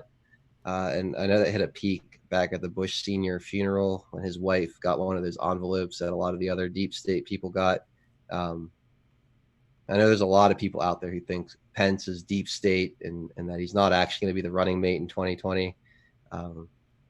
And I had someone, I'm not going to say who it was, but someone that I trust text me when that happened, that there might be something going on with that. But other than that, I really have nothing. I don't want to speculate, but I find it really, really interesting. Tammy C just said that there were reports of shots at a military base in New Hampshire the morning that Pence was arriving. Maybe. Yeah, I really have no idea. Yeah. But I personally, I don't think Pence is a bad guy. I just want to throw that out there. Like, I'm not one of those people that are super suspicious of him. But he is, I mean, he's been part of the swamp, he's been in the swamp he's been a politician for a while. Yeah. And anyone that's been in politics that long, I'm a little bit weary of. I'll just say that. Yeah, I'm on the fence about Pence. I mean, I don't know one way or the other definitively. So, a lot of people think he's a patriot. A lot of people think that, he's a bad guy. I think, I can see it either way. Yep. Mike Pence seems to have been very supportive of President Trump and the MAGA agenda the entire time. But I also can see President Trump choosing to have someone that he could control, maybe someone who is a, secret enemy, somebody who is, maybe doesn't have President Trump's best interests at heart, but President Trump can control Mike Pence, I think, either way, whether he's a good guy or a bad guy. I think that President Trump is a much stronger person than Mike Pence. He's clearly the alpha in this relationship. Yep. Mike Pence is the guy, standing in the background. I will say this. I hope that Mike Pence is a patriot. I really hope that he is, but I don't know. So I'm not going to make the call.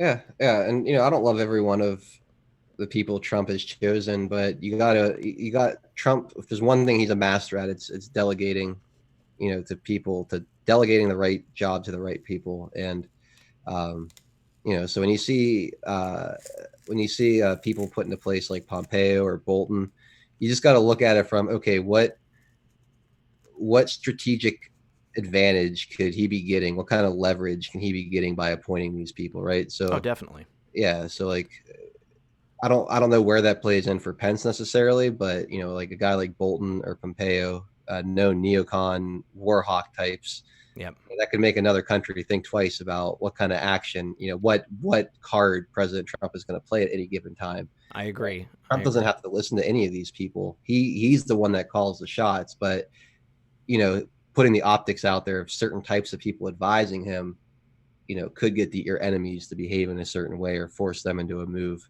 I agree. Yeah, I agree. So And then Pence also, could be the same thing. I just don't understand what exactly his exact purpose is.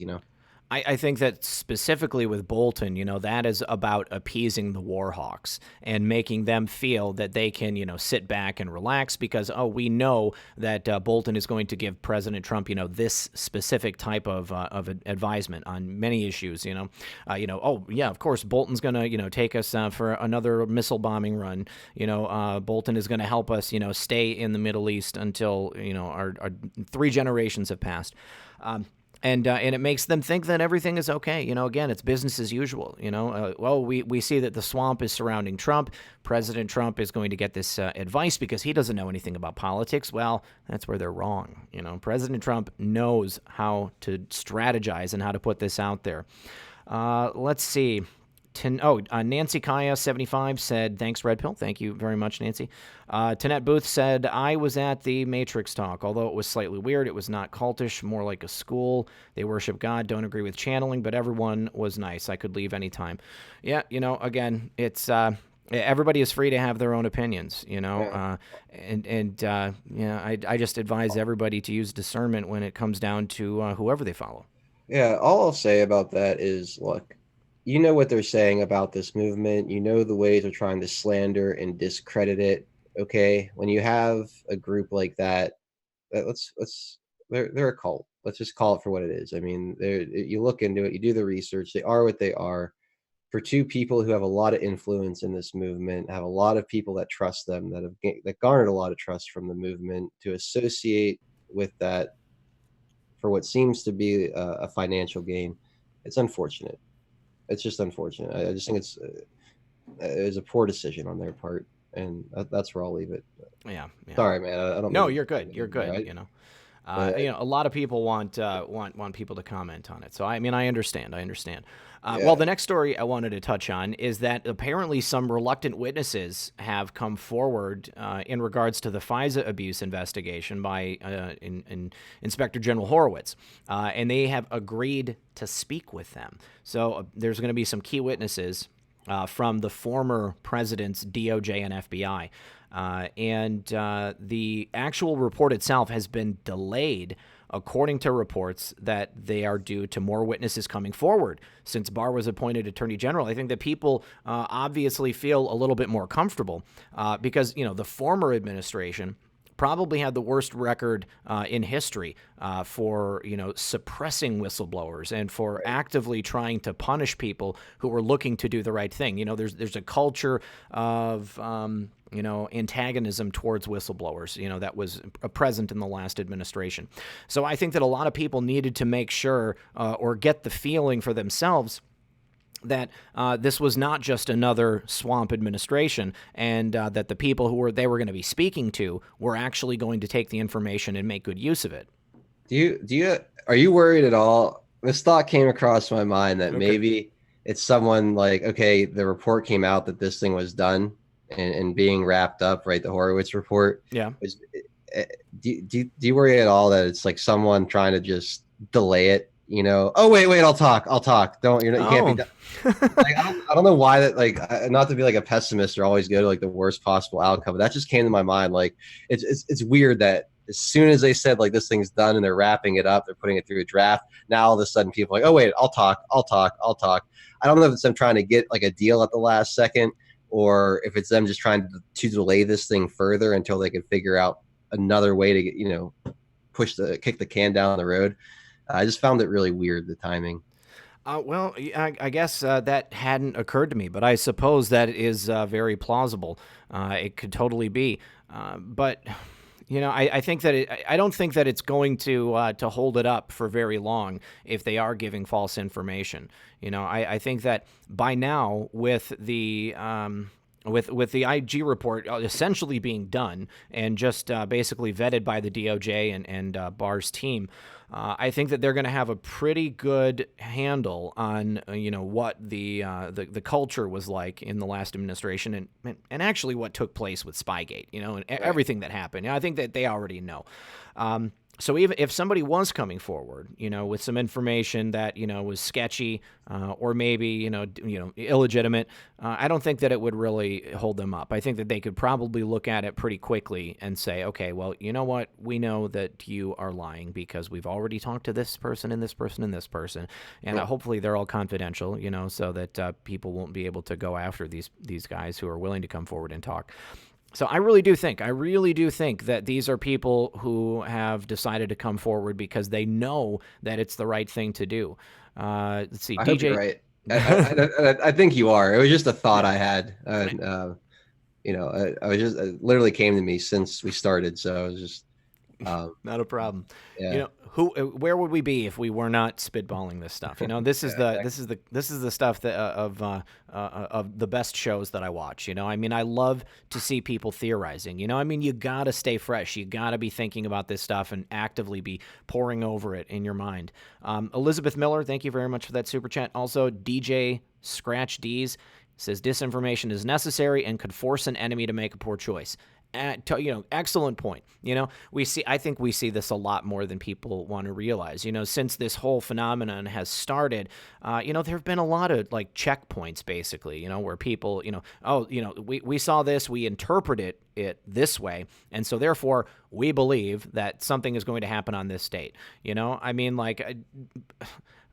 It wasn't explicitly written that way. It was someone interpreting something that they read, a cryptic message written in the Socratic form, and they made the judgment call that something was going to happen. So there were some haters here earlier in the program talking about you must know that this is fake now. So this is fake. The fact that you're talking about it's fake. No, I don't believe that. I don't believe that at all. And I think that we have far more markers for proof than we do markers for disinformation. Yeah, if your only argument to prove that like we're not watching a movie, right, or we're not watching a plan is that you haven't seen the end of the plan like come to fruition yet, that's a really horrible argument. And that's really what you see is people like, where are the arrests then? If this is real, where are the arrests? Why am I not hearing about this stuff in the mainstream? Because we're not there yet. I don't know.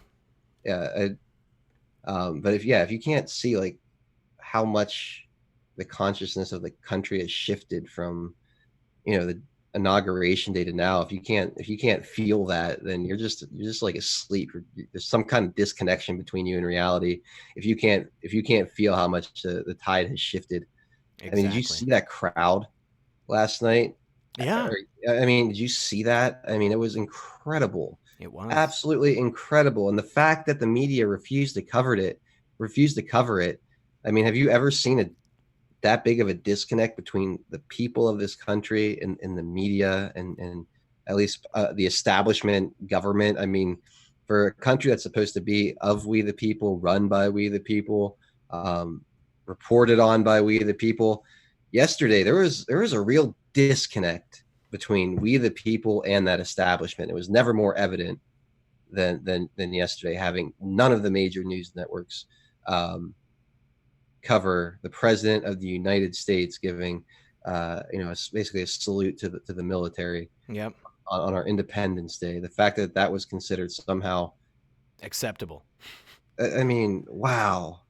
Yeah. It's just one of those moments where you just look at that from a 40,000 foot view. The entire world was airing that on TV. Exactly. But not in the are you kidding me? That's like us airing the Cinco de Mayo celebration in America and them refusing to cover it in Mexico. Yeah. You know what I mean? Absolutely no sense. Yeah. So just really think about that. How much that they've really showed their ass, excuse the expression, in the past 24 hours compared to maybe where we were around Charlottesville when that was happening. This is so far. We've come so far. If arrests are all you care about, then you're just in the way. Just take a break. Go watch baseball, football. Just get out of the way at this point if that's all you're looking for. If you're just gonna come in the live chat trolling, where are the arrests? Where are the arrests? You're just in the way. You're We're not talking. helping. This is Yeah. a long game here. Yeah, Know? you're not. Yeah. Definitely. Yeah. Well, so let me see here. I got people telling us to turn on Fox News. Guys, that'll take me too long to get to the live stream, and we're going to be done here in about 8 minutes. So I appreciate if everybody sticks with us, and then you can go check out the live coverage of the earthquake after that. Also, DJ Scratch D's said, should be interesting to find out why Pence's name doesn't appear on any of the new campaign material. That was something actually that I noticed, not so long ago. But when he announced, he did specifically announce Pence, didn't he? Wasn't Pence announced as his VP? And, but I haven't seen any, Trump-Pence official, paraphernalia yet, but I have seen other people perhaps printing it. Yeah, it's interesting because anytime he's spoken publicly about it, like Pence is his guy, there doesn't seem to be any hesitation. He seems absolutely comfortable with Mike Pence as his VP. So I don't foresee any change. I'd be pretty surprised if there was a change. Although it is interesting, if the official campaign isn't putting out anything with Pence's name on it. I'd be surprised if there was a change, but it wouldn't be the craziest thing I guess we've seen since this whole thing has started. That's for sure. So yeah, well, I mean, I think it's going to send a big message if President Trump does choose a new running mate for the 2020 election. I think that Pence was a safe bet for 2016. Yeah. There was a large segment of the Republican base that President Trump needed to capture, and I don't know that he could have necessarily done that without Mike Pence at that time, because he was kind of an unknown quantity, and now he has proven himself to be that genuine person that, we came to discern that that's exactly who he was. God's guy, my friend that I was mentioning, who's in the epicenter of the earthquake earlier, said, "This is my earthquake relief money. Use it well, my brother. We know how to rock and roll in SoCal." LOL. Awesome. Hope you and Gina are doing okay, buddy. Let's see. I just wanted to see if there was anything else specific from this article. Let's see. At least one witness, they're saying. So it's at least one witness. And at least one witness outside the Justice Department and FBI started cooperating. So this is all due to Attorney General Barr and U.S. Attorney John Durham, leading that separate investigation to the Russia case and Robert Mueller's probe specifically. So yeah, I got good feelings about this. 412. I got real good feelings about this. I think this is going to be a good deal. Yeah, I'm with you. Yeah. So real quick, like we were just saying, about the mainstream media and the left complaining about President Trump's celebration on Independence Day in Washington, D.C. Do you remember the last time that tanks were deployed in America? Do you know that was under a Democratic administration? Do tell. So obviously they were freaking out about it. They were trying to say all kinds of things. Here is Nick Bryant says, "The most magnificent pulpit that America has to offer, a symbol of the power of speech and ideas. Odd to see a tank in this hallowed place." Yeah, not so odd necessarily. But the last time, oh, look at that. Here's some pictures of the last time that tanks were deployed in America. And Hillary Clinton actually said that we need a strong national defense, but a president shouldn't need it next to him in a parade to show his patriotism. Well, as we said earlier, we're specifically honoring the armed forces. We're specifically honoring the military that keeps us safe every day. And when Bill Clinton was in power, Hillary Clinton as the co-president, some would have said, they deployed tanks to a little town a little compound known as Waco.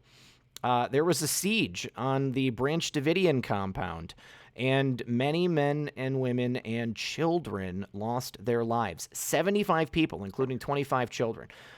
So this is what happens when Democrats deploy tanks in America. And when President Trump deploys tanks in America, it's to honor the people who protect us and keep us safe. Not just Democrats, but like the worst kind of Democrat, the Clinton Democrat. Yes. When the Clintons do pretty much anything, people die. So yeah. Long list of people who have lost their battle with life. Horrible stuff. Well, also, real quick, there was, I'm sure you saw the brouhaha this past week. Alexandria Occasional Cortex visiting a parking lot and crying at the fence, insinuating that there were migrant children in cages behind that chain link fence. You get a better bird's eye view of the place, and you realize it's just an empty parking lot. Yeah. She's not crying about anything. Well, some Hispanic pastors actually visited the border facility that she visited just a couple days ago, a facility that she apparently refused to even tour. She had a lot of really nasty things to say about the Border Patrol officials that were working there, made a lot of scurrilous accusations about the way they treated her. She said that people were being forced to drink from toilets. Apparently, that woman chose to drink from a toilet because she didn't know how to use modern plumbing. She didn't know how to turn on a faucet, but there was a bowl of toilet water right there that she could drink. Not the CBP's fault. But so these Hispanic ministers visited the place, and they were apparently shocked to learn that Alexandria Occasional Cortex had misrepresented the conditions at the facility. I wasn't surprised. I find their shocking. That's right. I mean, again, like, America is waking up to the fact that we have real issues, real crisis. All right. Here are the Democrats. Let's pretend that let's manufacture crisis. Let's run with that for like 3 months. Act like there is no crisis. Then just flip flop on that. There is a crisis all of a sudden, and it's all President Trump's fault. They just sit there and politicize this crap. They go down there. They lie. They misinterpret all this stuff. This is about nothing but politics to them. They could care less about these kids, about these migrants, about these people seeking asylum. They can care less about American citizens. They can care less about pretty much anything but their pocketbook and their just complete and utter domination of you, the American people. And they will lie, do anything they can to maintain that control. Rage bait. Yeah, it's just it's just absurd. So Absolutely. Not Absolutely. Their shock was shocking for me too. AOC lied. What's going on? They found no soiled diapers, no deplorable conditions, and no lack of basic necessities. What is shocking is that AOC and her colleagues were so upset about these conditions, but then they declined to vote for an increase of funding to give better facilities to these people. What is going on? They must think that no one checks these votes. Okay, like none of their constituents are going to be bothered to check on the things that they are actually standing for in Congress. It's pretty disgusting. Didn't they stop Wayfair from sending like beds and blankets too, or something like that? I mean, they want a talking point. Yep. They don't want solutions. They want talking points, and your outrage. Don't give it to them. Yep, exactly. All right, we've got one more story, and then we're going to, it's along these same lines. Julian Castro is speaking up about, this is so ridiculous, praising Nike for canceling the Betsy Ross flag Air Force Ones or whatever they are. They were cool shoes. I would have bought them. They had Betsy Ross's flag on there. Betsy Ross, of course, the famous abolitionist. I'm sure that all of us learned about her in middle school history class. So they claim to be for, reparations and, making up for all of the evils that have ever taken place, even though obviously the Democrats were the ones leading the charge during the Civil War to maintain slavery, things like that. And Julian Castro praises Nike for canceling the production of this shoe because Colin Kaepernick said it was offensive. What could possibly be offensive about this, unless he's just so ignorant he doesn't actually know what it represents? I don't know if he's ignorant or if they just know that the educational system's been watered down to the point where most most of the people that are targeting with this crap are ignorant, to feel that outrage. But yeah, it's ignorance. It's a lack of respect for the level of intelligence they perceive the masses to have, and it's just more of this victimhood mentality the left tries to push. Everything's racist, everything's against me, everything's yeah, I don't know, this whole shoe story. It's one of those ones that I rolled my eyes at from the moment I saw it. Like, I almost thought that Nike made the shoe just to get it recalled. Somebody else said that to me. And I truly believe that. I truly do. This is the kind of stuff that they have to resort to now, is like a shoe controversy, because nothing else they're doing is working. I mean, really, on the 4th of July, they're going to pull the Betsy Ross shoe because, I mean, no one's talking about Kaepernick anymore. No one gives a crap about this guy. I don't know. Nike's one of these companies that'll gladly cut their nose off to spite their face for political reasons. And we're going to see more and more of this happening. The beautiful thing about President Trump and this administration is he's painted all of his enemies into a corner of hatred. So because most of their policies, most of their marketing, it all surrounds against resist, obstruction, and hate, he could take common sense stances on common sense issues, and these people have to freak out about them. They're going to expose themselves for the frauds they are. Exactly. Nike is the next one. We're going to see a lot of these other companies do this, where they're going to spit in the face of Americans, spit in the face of Western values, and they're going to suffer the consequences of that. We'll clean this country out and take it back slowly, one step at a time. Nike's on their way out. I think there's one in a long line of companies that are going to end up doing this over the next few years. Amen. Absolutely well said. All right. So, we have reached the end of our regularly scheduled broadcast. So I just want to thank 412 Anon for being here with us tonight. It's been a great show. I had a really good time talking with you. I just want to remind everybody that you can find the links to his Twitter and his YouTube. Breaking Spectre just dropped them both a couple of times in the chat. And somebody just asked if you were Red Pill. Nope. On the screen right now is 412 Anon from We the People Insider, 1776 on YouTube. And then, of course, 412 Anon 87 at 412 Anon 87 on Twitter. So please, you guys, if you enjoy the conversation, then go ahead and head over to those two outlets. Give him a follow, give him a sub, and make sure you turn on your notifications. All right, 412 Anon, what would you like to leave us with, my friend? I just want to say thank you, Red Pill, for having me on. This is awesome. I hope we could do this again sometime, and Definitely. I'd love to have you on the Power Hour whenever you want, man. Sweet. You have open invite. Also, just want to thank everyone who decided to follow me on Twitter and on YouTube, We the People Insider. If you guys are into alternative health, if you want to open your eyes to some really new ways of thinking about diet and human chemistry, tune in tomorrow at 9 a.m. We'll be going live at 9 a.m. Eastern time with my good friend, Dr. Misak. You can go on the channel now and watch last week. It was our first episode on We the People Insider. We did it last weekend. Go check that out. But I'm really passionate about it. I think you guys will really, really get a lot of value out of what we're bringing tomorrow morning. So it's a little different than the politics and the Q stuff, but equally important in my opinion. So please join us tomorrow at 9 a.m. Eastern time.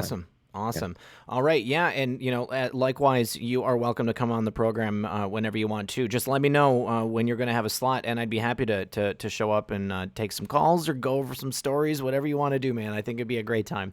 Awesome. All right. So, and then it's time to say thank you to everyone in the chat, everybody watching at home, anybody watching this after the broadcast. Thank you so much for being here.